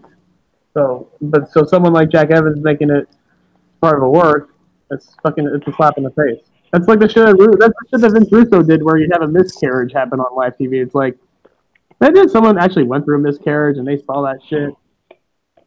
They would either hate it because A, they went through it and they fucking like it gives them horrible flashbacks and if they think it's real then it's horrible. Or B, it's just an insult and it's a slap in the face and they're just gonna turn off the TV. Either horribly offensive and it's gonna traumatize them or they're just gonna just be like fuck this and then. Yeah, there No is one finds entertainment in that.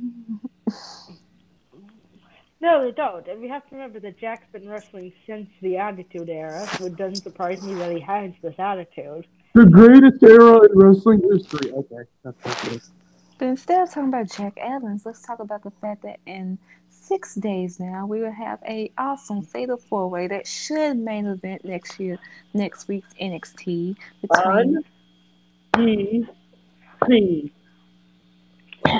She beat 2 of these women, so 2 of them alone shouldn't even be in this match. Sorry, Mia, you really shouldn't. She beat you already. And who's this other girl?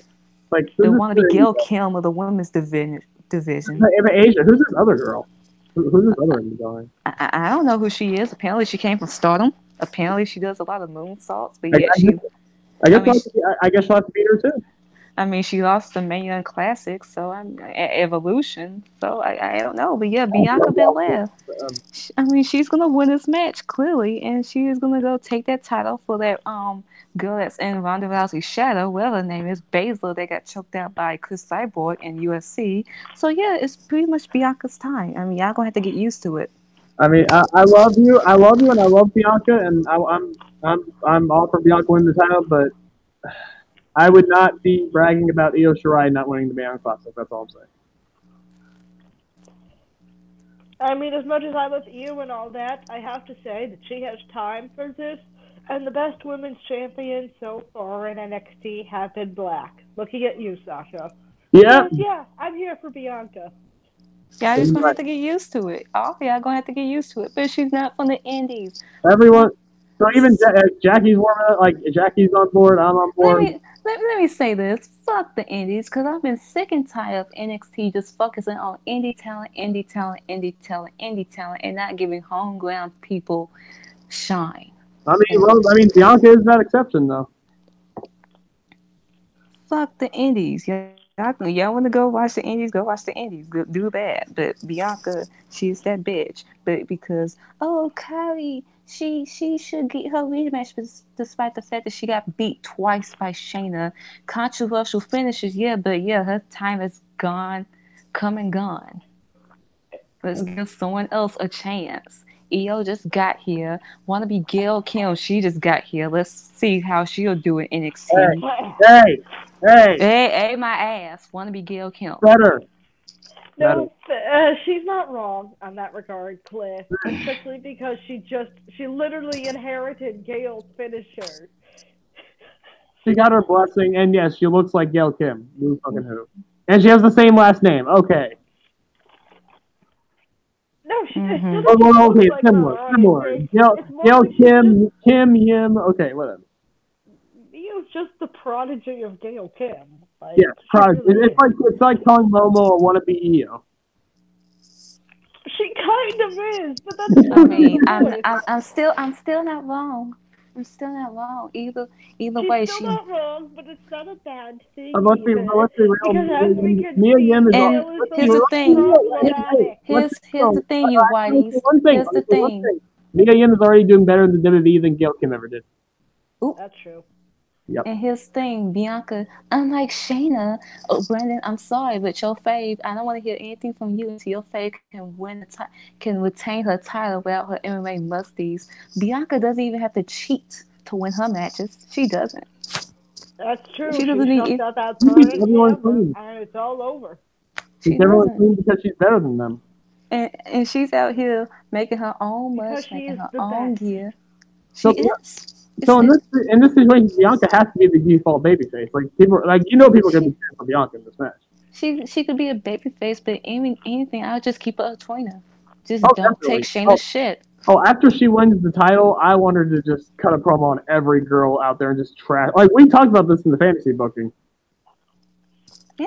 Especially my version where Regal is just like, ladies and gentlemen, Bianca Belair. And he's just like, God damn it.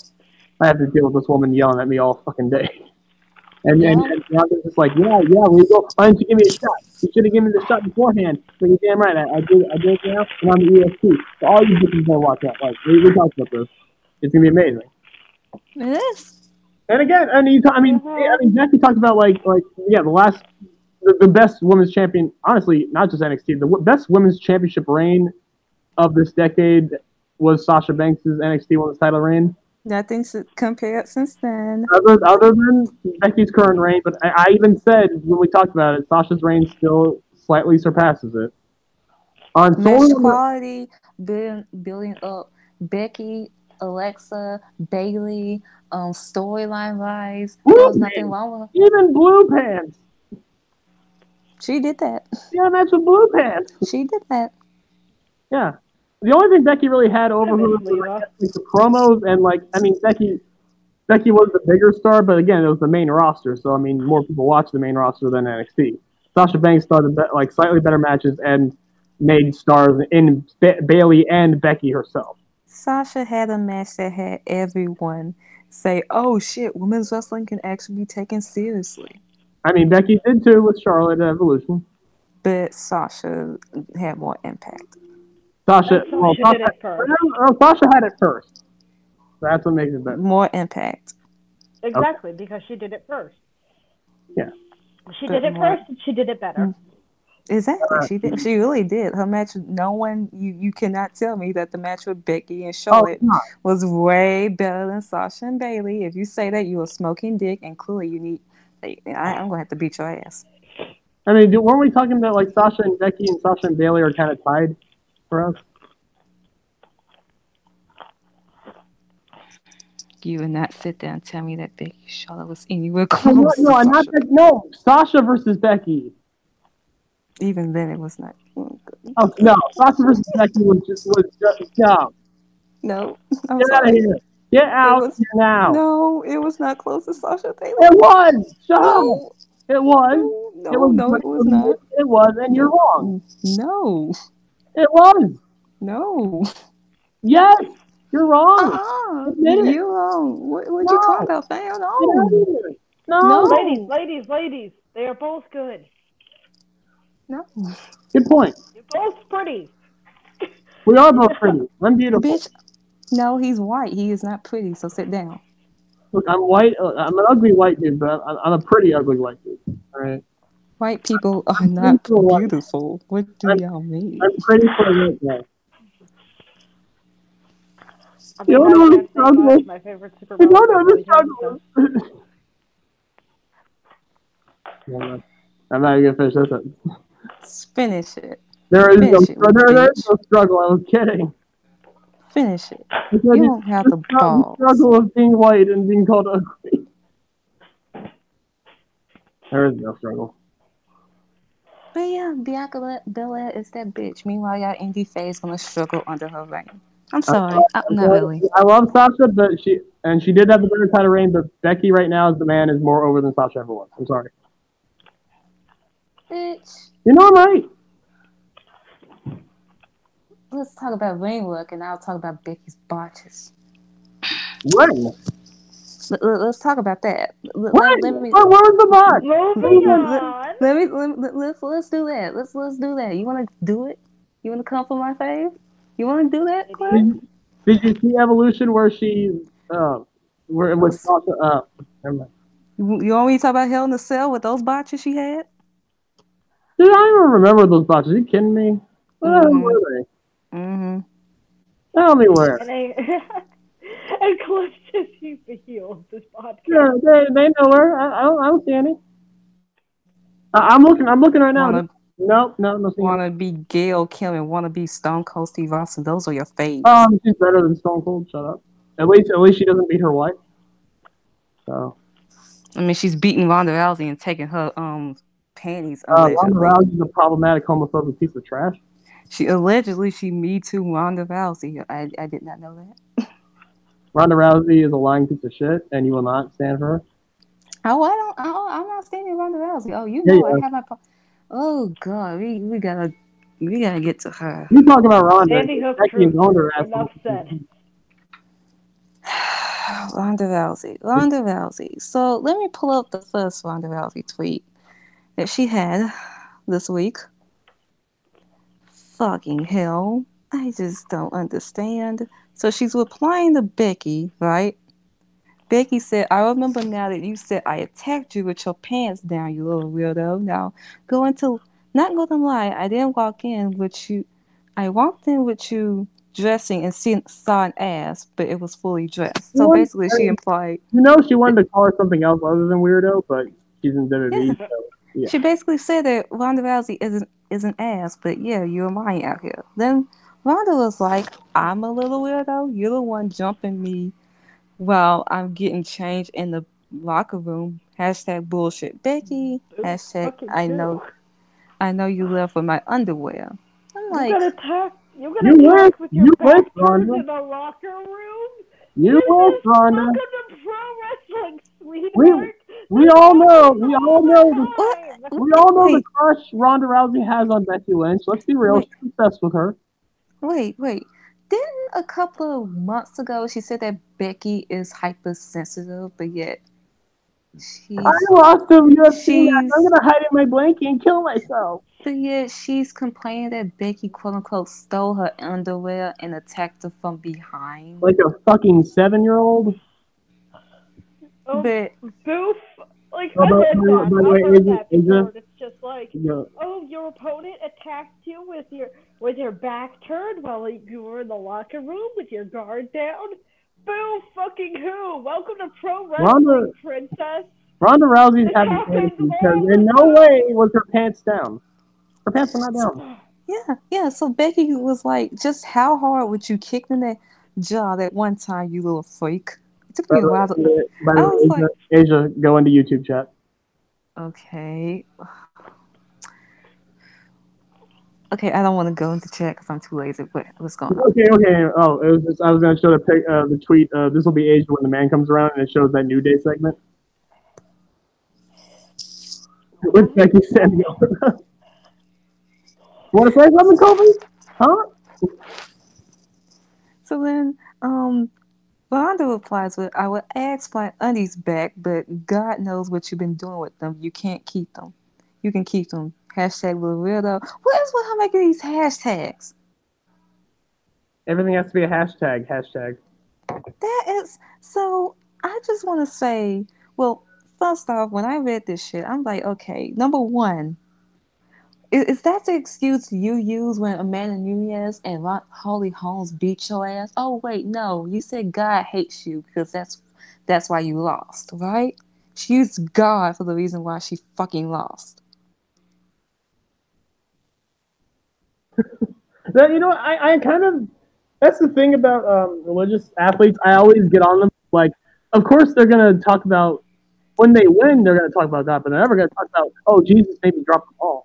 Like even George Carlin talked about like the good Lord maybe tripped me up on the line of scrimmage or whatever. Like they don't complain about it. But Ronda Rousey actually went there, making it clear that God hates her.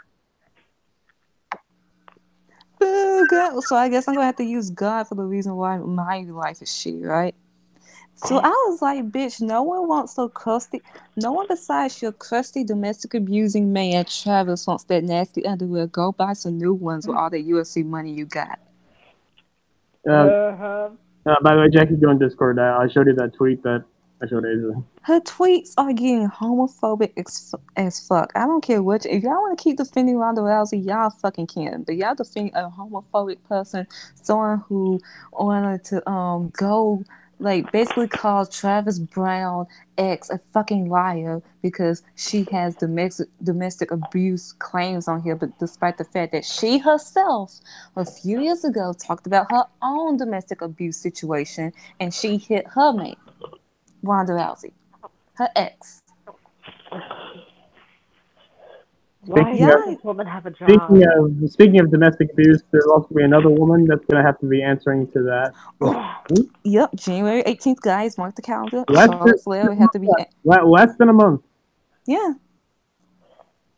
So basically, either she insinuating that Becky is gay and trying How to use that dare as an she? insult, Yeah, or she's being as an insult, of course. Because there's something wrong with that in 2018. For fuck's sake, or Rhonda, what 2018, year do Rhonda. you live in? or since 2018, Rhonda. or since Becky calls herself the man, and we all know how Vonda, she takes that literally and say, why are you calling yourself a man?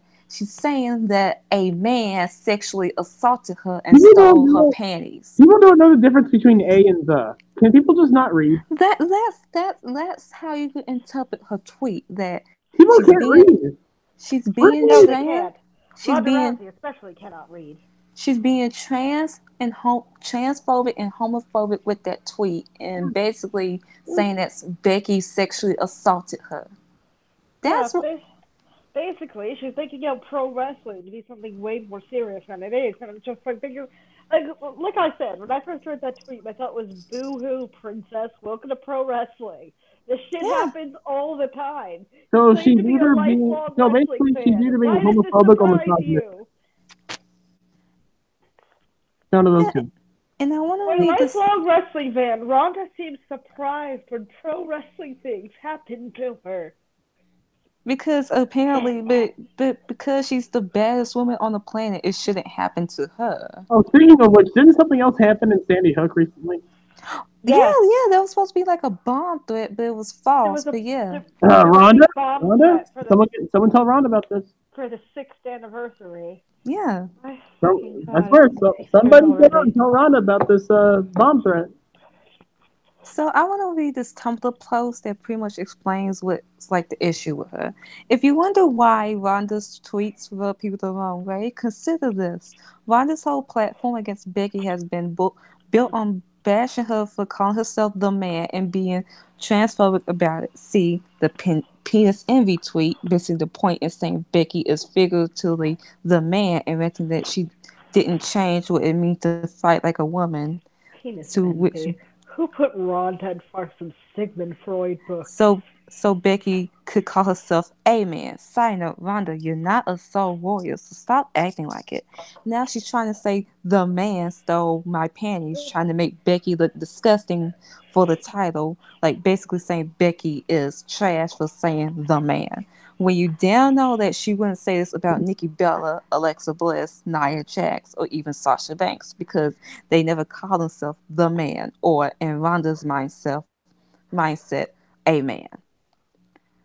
Oh God, this is like girl. This is childish. This is your childish threats at the lowest I'm level. I'm gonna keep saying it until people comprehend. This was never about gender, but our esteemed Raw Women's Champion sure as hell has no issue making it seem that way, ready to maybe unknowingly giving her the benefit of the doubt, throw an entire minority under the bus all because she thinks it's edgy. How many, Babyface my ass. how many Yep. interviews and like podcasts has Becky gone on where she's explained the man Multiple times. all the She just time? she just She has had to explain this all the fucking time for people who are still fucking like who can't accept that women can be the man in the sense that they can be she the top dog. she just did her Dirty Chronicle and she explained it in her Ariel It's Harani so hard to interview. understand. Are people this dumb? People just no, they just close minded and they Well, don't want to see it. They think they just want to make it all about gender I think about gender because men still rule. No, fuck off. because they're dumbasses. Because That's men still want to think they rule the world. at this point you don't There was see. a song. There was a song. Wait, what? What? Because Jackie, you're cutting off. Oh, cool. Uh-oh. Muted again. I hope Jackie comes back. But yeah. Oh, we got music. Oh, there you go. I don't know what, but anyways, you going on? We kind of cut off there. yeah, no, yeah. I was gonna say. I was like thinking to myself. I think it's just like song lyrics, but it's for a song called "The Man" by the Killers.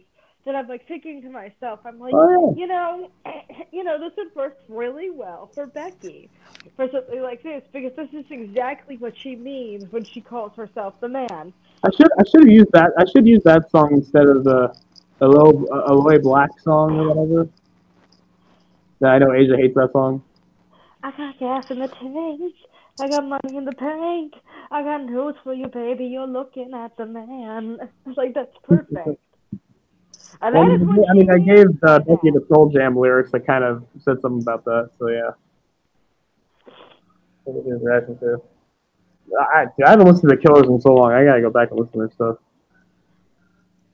Yeah, the lyrics for this are perfect for Becky because this is what she means when she calls herself the man. It's about calling herself the best, the top dog. She might as well, if Dakota Kai hadn't already stolen it, she might as well have called herself the big dog. I mean, if it wasn't for what happened with Roman Reigns, she probably could do that. But let's not mock Yeah. him, Ronda. Well, Dakota Kai has obviously stolen that anyways. That's one of her things too. Ronda's really Dakota's gimmick is stealing names from the Shield. well, I mean, because she beat Seth, she has the right to call herself the King Slayer. She has She's all the the Queen Slayer. There you go. But yeah. I mean, Dakota earned that. So And by wait, the way, wait, wait, Seth Rollins does want a rematch. wait a fucking minute. Wait a minute. So we can have $5.7 billion to build a fucking wall, but yet Flint, Michigan still ain't got no clean fucking water. Of course not. Of course not. Fuck this fucking Why country. You would know what? Let me get into my fucking rant. Let me get into my rant because I want to go off right now. So I get to the news that it's official. Lynching black people that has been going on since that's like I talked to some people in Discord and some people didn't even know that lynching was still legal. Yes, it was still legal until today. It took them this long. It took them which means yesterday, if I went outside, especially in Alabama, if I went out, I could have got lynched and it would still been legal. It would have been I legal. agree with Neil. And you know, so yeah. Meanwhile, we had someone that we know, aka Ashton, make a lynching joke about the New Day. Dude, Yeah, come on. yes, That is uncalled for on so many levels. a couple of weeks ago he did that. I James, wonder how he feels James, now. James actually pointed that out. So thank I you, haven't James, listened for to that. it well in a week. No wonder. I wasn't even here when that happened. He made the hair joke, and I was like, "Fuck this shit, I'm out." Woo. So yeah, we're making lynching jokes, especially if you're a white man, apparently. Whew. God, Jesus, Oh, for God's Jesus. sake, Ashton. Are you really You surprised? can't see I it, but mean, I'm rolling my eyes really hard right now. and he said it really slow too, so he must have really thought it out. He said like this: "Give a new day the news." I'm face palming with my You had piece to of think it. Chinese food in my hand. So, Oh, so yeah. dude, wait, no, guys. Even at the tribute to the troops show, when Nia Jax was there, they were chanting Becky. Wow. Even the troops.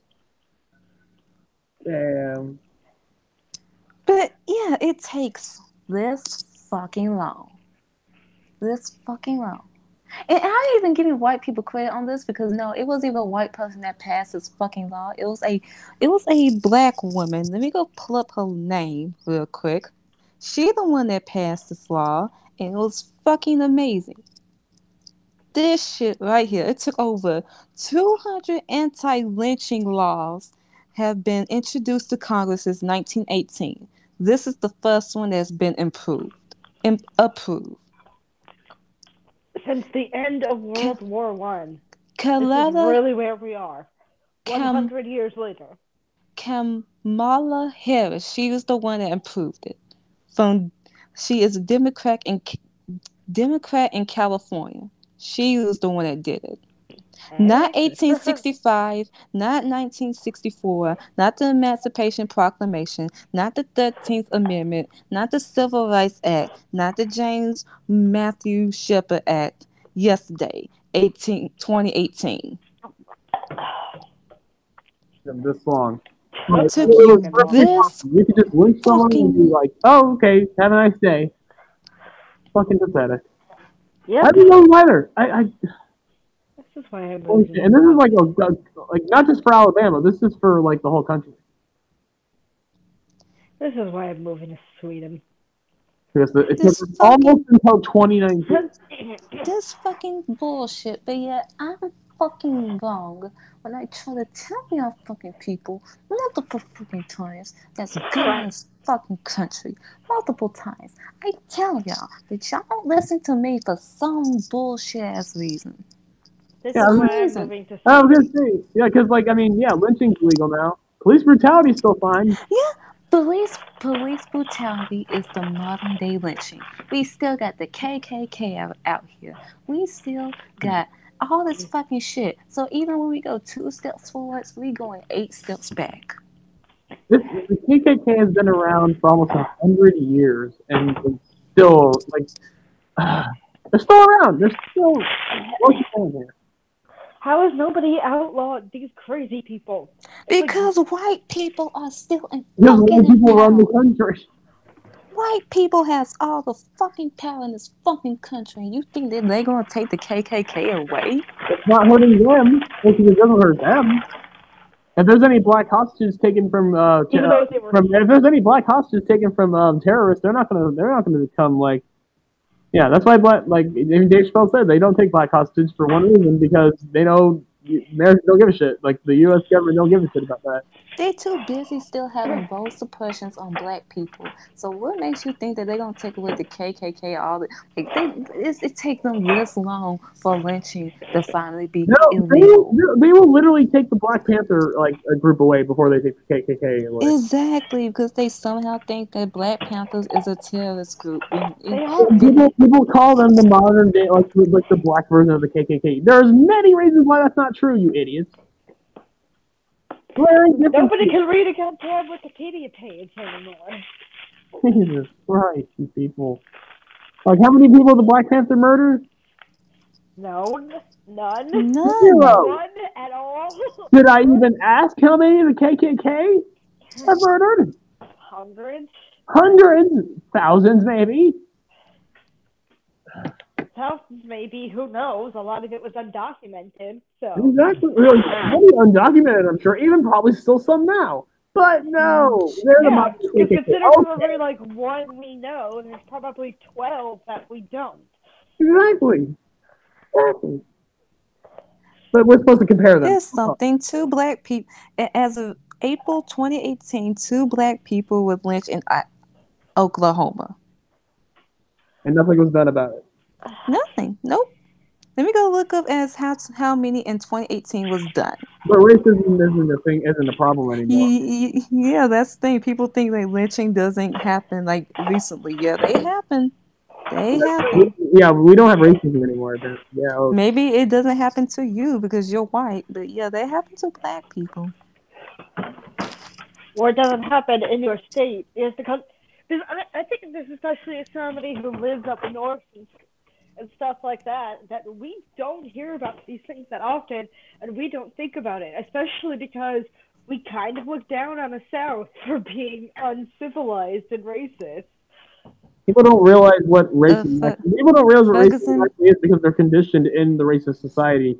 Ferguson protesters said that her son was lynched and the son was named. Oh yeah, they lynched a baby. Her son was Dwayne Johns. This happened November 2018, so they just happened recently. He was hanged with a piece of cloth next to a tree. Yeah, Ashton, don't ever joke about that again. Ever. Yeah, Don't ever joke about that, you piece of shit. That's something you joke about. You are a piece of shit. Y'all could quote me on that. Joking about lynching. Bitch, are you kidding me? Are you fucking kidding me? I could have been dead. If I went outside, which I didn't yesterday, I could have been dead, and that would have been still legal. You could have been lynched, and Ashton joked about it. And he would not apologize because, it was a joke. I didn't know. It was a bad joke. No one. Who I didn't. cares? No one laughed. We all just were Paradise. awkwardly sitting there, like, oh my. Even John, Dumbass. dude. John was so uncomfortable. Such a dumbass. It's either you're a dumbass or you're problematic or you're racist. I think at this point you might as well be all three. So yeah, that's the daily Ashton burial from Asia. And even then, okay, Emmett Till, right? Y'all know the story about Emmett Till. By the way, you saw me say that comment about Lil Wayne. Yes, in a song, he literally had a lyric saying, "Beat that pussy like Emmett Till." Fuck off. Fuck Lil Wayne. Emmett Till, right? How he was killed because a white woman lied on him, saying that he whistled at her, and then he was hanged. He was lynched. And then years later, many years later, when this bitch wanna fucking die, she said, "Oh, yeah, that didn't actually happen. So you white women have all this fucking power out here, and y'all can lie on a black man, and he gets lynched. He gets killed. Cause you fucking insecure and you're fucking bored with your own fucking life that you wanna go lie. You wanna go lie and get this man fucking killed. Are y'all gonna say sorry to him? Are y'all? Are y'all finally gonna put this white bitch in her fucking place? Bitch, y'all wanna fucking lie out here and y'all think it's a fucking game. Here's another person, Laura Smith. She was a civil rights activist who lived in Mississippi, and he was shot to death on August 13, 1955, and he was helping black people get out and vote. And a mob of white people watched him die, and they hanged him. And no one was found guilty of his murder. No one. Oh, y'all gonna apologize to him? No, y'all not, because y'all want to talk about history, but y'all want to go celebrate. That's the thing. Y'all white people want to try to take credit for this. It's like, oh, yeah, we're being progressive. We're all about equality. No, the fuck y'all not. No, the fuck are y'all not. You broke some of your old racist rules, and Yes. you're still sitting on your other old racist rules. This Acting like is why I refuse to vote. I refuse to vote for this country. I'm not gonna vote for this. Seriously, some people thought racism ended when slavery ended. Like, oh, that was No, the only problem, fucking. right? No. I refuse to vote for this fucking country till y'all finally get y'all shit together. This was not white people's doing. Legalize making lynching illegal. This was black people. When this country's fixing the votes, hell no, I'm not voting. I'm not voting. Fuck y'all. Y'all can go vote. Y'all could take 3 hours of y'all fucking day to go vote for this shitty ass country because it's being thing y'all. But I'm not gonna fucking do it. Focus I'm on not your own doing life. it. That's what I'm doing. I'm focusing on my own life. I don't need to fucking focus on. When I'm probably gonna die in 2 years' time, why would I want to go fucking vote? Why? Why? I already got time. I don't have time for y'all. I don't have time for this fucking country. Y'all are not healthy. So, I mean, small victory, but at the end of the day, I'm still gonna die. It's one of those things where we take 1 step forward and 4 steps back. And they always have to brag about the 1 step forward as if it really meant something. Police brutality. Exactly. 1 step forward, 1 step forward, 4 steps back. We got Trump in office. We got Mike Pence. Forward, 1 step forward, 12 steps back.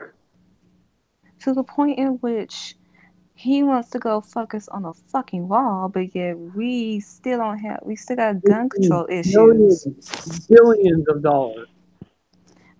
Flint, Michigan still ain't got no clean ass fucking water. Kids are still getting shot up in fucking schools. You're just gonna have people in Michigan starve, or if they have Michigans die of thirst while you're building a wall. It's fucking meaningless and stupid. Planned Parenthood is being taken away. Abortion is being taken away. And if you get an abortion, you're gonna be put on death row. Yep. You But know the stupidest thing about this whole wall thing, above all else? It's actually kind of funny because it's always the oversight that he never seems to think about. Is that most people don't come into the country crossing through the desert. That's just the people we hear about. Most people just come here through a plane. They get here legally and they stay afterwards. And guess what? Planes can fly over walls.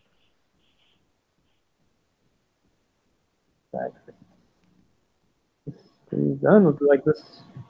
I'm done with this country being so up its own ass every fucking time, thinking that they're making any change. They actually no, they don't think they're making any change. They just want to make it sound good so they can fool people into it, fool their own people into it, and fool black people into it. But then, if you still walk into the streets, you still have way more chance of getting killed or being caught by the police than anyone else.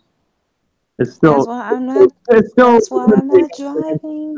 That's why I'm not voting. That's why I stay inside most of the time. Cause I'm not getting killed. But more likely, that's still gonna be a way for me to get killed. That's still be a way. Being black in this country is a crime. Yeah, you can't say racism has ended when black people still live every day fighting an uphill battle against their own country. You white people better be glad y'all being white. Y'all better be glad for that. Y'all don't have to worry about that. Like I got every fucking advantage. I'm not only white. I'm a white male. I have no Y'all better be glad for that shit. I have no right to complain. Yeah, I mean, I'm definitely on the don't tell black people to be patient and strong. I can walk outside and not worry about anything. For much longer, they've been patient and strong for much longer than you probably ever have been. They've been patient and strong for decades and centuries, much longer than anybody else in this country has ever been. I can't believe I wasted 1 year of my life listening to someone on a podcast and that they want to joke about lynching. Oh, child, I would never get that time back. Ooh. I mean, here's the thing. Everyone will admit it, even Ashton, we were all there for John. And here's the thing, Ashton became a podcaster because of John. Because John is amazing. That is true. Child. Y'all need to get him before I do. Because I'm going to hurt his feelings. I really am. I think you'll get there. I think you'll get there first. I'm going to hurt his feelings. I don't even have to do it by fat shaming his ass. Probably should. Wait, is he? He's not fat, is he? I don't know. I don't know. At this point, he probably used his excuse. I don't know. Well, I mean, if you're going to go hurt Ashton's feelings, I am all for it, especially because I feel like hurt feelings are the only way anybody learns. but yeah, so is there anything else you guys want to talk about at all? Tessa Blanchard and Tyre. I love that feud so much. I fucking love that feud. I am okay with her. I just love their matches. Like they can wrestle like every single match, and I'll never get tired of it. Oh yeah, for sure. The match quality is great. The writing's gone into a bit of a creative rut, especially with that tag match and the calling Taya out for being Johnny's wife. It feels like somebody in the Impact creative room got worried that if there weren't dudes on screen for 20 minutes, the audience would get bored, that they would like die from lack of testosterone. I mean, I'm just glad that like not just Lucha Underground, but now even TNA, like every company's realizing that, yeah, build your company around Johnny and Taya because trust me, it's worth it. Like they're literally the perfect people to build a company around, and they're doing that right now, and it seems like it's working out. I mean, it's doing better than when Austin Aries was champion, I would say. Definitely. Definitely. Without question. What is he doing now? What is he doing now, by the way? I haven't even heard anything about Austin. Nothing. He's just sitting at home. Good for him. Fuck him. Nothing. He's doing nothing. Maybe he got bald again. Maybe he shaved his head bald again. Meanwhile, Zelina Vega found herself a man that actually could put the ring on it and get him. Commitment. That is what it looks like. That's a real man right there. Put a ring on it. You're 35. You're 35 years old and you're giving a ring that most teenagers would be embarrassed to get. Exactly. Come on. You give a promise ring for two things. If you are in the military and you're going off to serve somewhere and you're not sure if you're actually going to be able to come home, so you don't want to get married before you go because you don't want to rush things. Or, you're a teenager in the 1950s. Those are the only two times promise rings are okay. when John Cena is better at actually being like committed than you. Like that's damn. Like we usually joke about Cena being not committed, but Austin Aries, man, like he wouldn't like he would have done the WrestleMania thing that Cena did, but with the promise ring.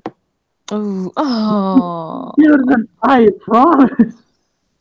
Well, Nikki, will you promise me that you'll be? Everyone just chants, no, no, no. Oh, fuck Austin Aries, the goddamn worst. Ruined Bound for Glory.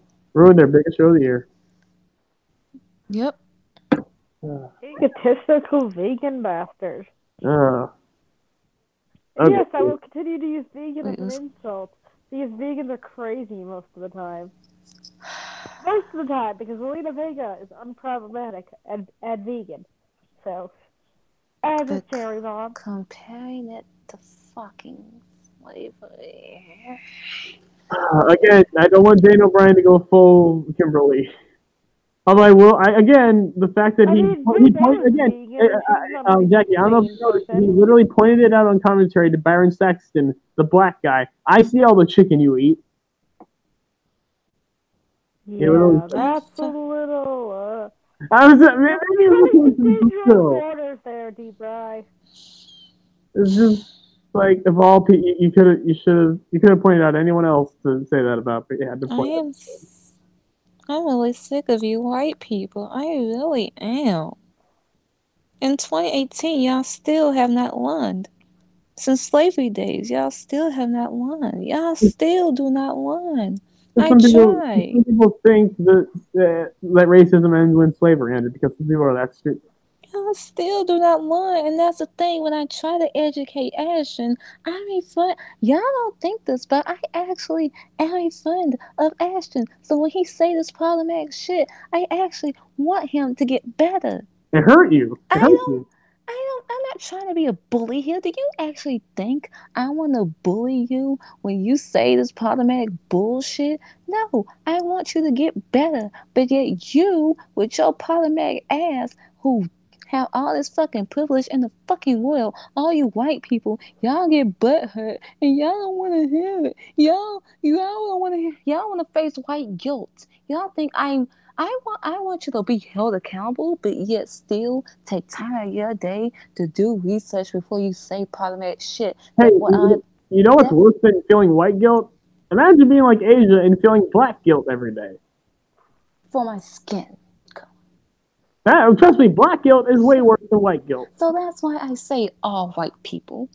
So that the white people who are supposedly good, all 10 of you at this fucking point, you hold people like Ashton accountable. Yeah. And then y'all hold the racist white people accountable. And y'all all learn together. Just like I can hold my black men accountable, like Kevin Hart. Like I can hold some of the black women accountable. So that's all it's come down to. That's all it comes down to. Yeah, but y'all act like y'all don't know how to. Y'all know the word like ass, okay? That starts for L-A. The reason you group us in as all of us is because us as a race, as in general, like our race as a whole is Americans, right? We all Americans, right? We see above skin color, right? But yet we still telling lynching jokes in 2018. The ratio of good white people that know their history and know what they're doing to like ignorant white people that still like are just completely oblivious to everything or are racist is very bad. It's a very bad ratio. So like, I'm sorry, it's a small amount of good white people versus bad white people who are ignorant and don't do their fucking research and say racist jokes, and then they want to get away with it, and then when you call it out on the fucking bullshit, then they wouldn't be like, it was a joke, I didn't know better. I'm sorry. Fuck your sorry. Fuck your apology. You should know better with all that fucking privilege you fucking have, but you're too dumb out here in these fucking streets. But yeah, you want to go defend Lawrence Sullivan with your dumb ass? Dumbass. He's changed. Dumbass. How he changed? But yeah, he want to go delete a tweet involving Becky Lynch, but yeah, he can't even pull up a fucking apology. Well, that's Becky's wife, so of course he's gonna respect her. Fuck you. But yeah, you want to say he changed. How the fuck do you know? Oh, wait, because you white, he's white, you a white male, he's a white male, so you want to defend your white male face. Huh? Is that it? Is Yeah, that it? Or because you idolized him? If this was anyone fucking else, you would not be defending him. You would not be defending him. But since it's Lord Sullivan and he is your fave, you gonna defend his dumbass. pathetic. Why does anybody like Lars? He's the hell to me. He's scary. No, the fuck he's not. He's ugly. He's He's fuck ugly. he's fucking fans. So those fans get mania tickets. Is he scary because he's ugly? Is that it? That's my thought too. I was like, Bitch, oh, oh god, his face. Oh god, don't look at it. my mom is more scarier than him, and I am legit terrified of her. He is not scary. He is not scary. He's a loser. Have you read about his life? Lord Sullivan scary. Bitch, where? He's probably having sex for mania tickets. How is he scary? He's gonna be in catering in 1 year time. In Bet. 4 months. Fucking bet. No, I give it 5 months. Bet. 5 months. Fucking. And then he's gonna complain yeah, that. I'll give "Oh it my 5 months too. Give it a month after WrestleMania. Give it 6 actually. So that way it'll be 2. We're 2 months removed from WrestleMania.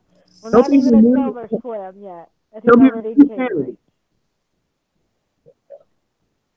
He'll be Apollo Crews, only way less talented.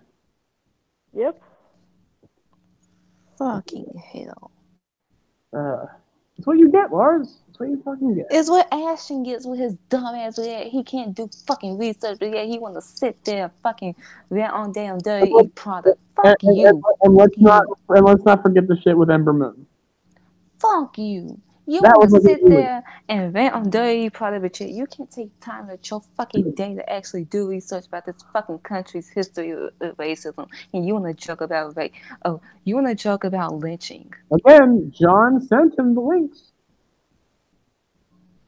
John, You want to joke about this fucking bullshit. You fucking piece of shit. You know exactly what's wrong with this fucking country. You know exactly what's fucking wrong. And I told this shit to Mark and Abel too. Yes, I was being messy last night. Bet. And I'm proud of it. Y'all gonna realize. But yet, y'all ain't saying nothing because y'all ain't saying nothing. But when he say something about probably gay people, he say something about Mexicans, he say something about problematic about women, then y'all gonna fucking open y'all eyes. But until then, y'all ain't saying shit now. That's why I refuse to give him my $3. I really do. I mean, it's ran off more than you, trust me. I'm Ooh, here you for white? John. I'm here for John and my WWR reviews, and that's it. Because if I have to forcibly pay them to educate themselves on women's wrestling, I will do it. Yeah, I legit thought that a black president was gonna be the thing that helps this country. Barack Obama being president would help the country. No. Lord have mercy. No. If anything, he gave him an excuse, another excuse. Well, we had a black president. What are you talking about, little racist? I think One day people can shut up about not having a black president. Well, there you go. There's your black president. Now shut up. karma's gonna come back on tenfold and get Ashton what it deserves. Cause I do believe in karma, and one day he's gonna fucking learn. You gonna fucking learn, you dumb white male. You don't know how it is to be black, but you don't have to know. What you do have to know is what is going on, and not sit there and be stupid because you choose to be fucking ignorant. I believe people just choose to be ignorant at this point. You choose it. And once you choose, you stay being ignorant and stupid, you deserve to get your ass beat for everything that comes to you. Damn. You deserve it. I'm not even pissed off and mad anymore. I'm just disappointed in him. I'm disappointed all you white people out here. I'm disappointed in this country because I actually had hope one day. I actually did. And y'all can't even give me that. But yet y'all, I can be angry. I'm justified in being angry. I'm justified in being pissed. I will every fucking day of my life. I will continue speaking on race issues until I die. And y'all will never take that away from me. So yes, lynching is illegal now, but at what cost? Because at the end of the day, I'm still gonna die because I'm black. The New Day will not be shown the news. So if y'all want to quote me about anything I said about Ashton or anything about white people or anything about this, what I just said in the past, like what 10 to 20 minutes, y'all can quote it, and more likely he's not gonna apologize, and more than likely he's not even gonna respond because either and at that point he's proving my point because he's not gonna take time out of his day to actually do his fucking research with his dumb ass, dumb white privileged ass. All that ton of ass he got, but yet he can't do his fucking research, bitch. And yes, I just fat shamed him. You can quote me on that one too. Oh man, you guys wanna end it here? Y'all can't top that. Y'all No, can't top no, lynching. that's why I'm saying we should end it here. You can't top lynching at this point. I mean, you could try with a joke. Oops. So, for the TPA podcast, and Cliff, Asia, and Jackie, we brought her in. It was great. It was an awesome episode. Thank you, Jackie, for coming in. I'm sorry it took me forever to get in chat. I wasn't ignoring you. Trust me, I literally had to check chat until then. I know. You didn't have YouTube chat up. That's why we were being like, I can, somebody get a his black attention. person. But You see, a black person can actually have a conversation on race issues with two white people, as Cliff and Jackie, and I can have a conversation, and they don't have to be butthurt about it because they white. No, they actually want to learn. That's all it comes down to: doing your research and actually knowing what's the fucking problem and knowing and have a solution to what's going on. That's all I ask. we all That's have a all I voice here. ask. We That's all all. have a voice here. That's that's all I ask. Maybe Ashley can do that for 2019. Make that his fucking goal. Maybe. Will he? No, because he's dumb and he's white. So the burial of Ashton just happened. Wow. We will see you guys next week. Mm. It's fun. Ciao. And we're doing year-end awards. So yeah, we're gonna get that shit put together. We're gonna make it somewhat professional, maybe, We're going to try. maybe. Mm-hmm. I'm, Mm-hmm. I'm gonna send you guys the awards. You guys can put all your stuff and everything. So yeah, from TPA Podcast, it's been Cliff. I met Becky, and I don't know. I think I woke up. I think I'm actually awake. Wait, did it happen? Ah, fuck! I pinched myself. Yeah, it happened. Wow, I actually met Becky. It's been Asia, who just another amazing rant, and Jackie's been here. Mm-hmm. It's awesome having you in here. I'm gonna try it. In fact, let's just add her in every week. Why not? Because yeah, especially because Jarvarus is on his hiatus. I don't know where Brandon is. He's probably doing something with his family. And Yeah, sure. If I'm not working late, I'm happy to join in. And it's great having Jackie in here, especially since she watches way more TNA than we do. So yeah, exactly. I need to go back and start watching Everything's on the Break. Yeah. Well, I mean, it's just Jackie always watches. She's been watching it for a long time and like every week. So like she knows stuff for TNA. So thank you, Jackie. It's been fun. You guys take care. TPA recognized.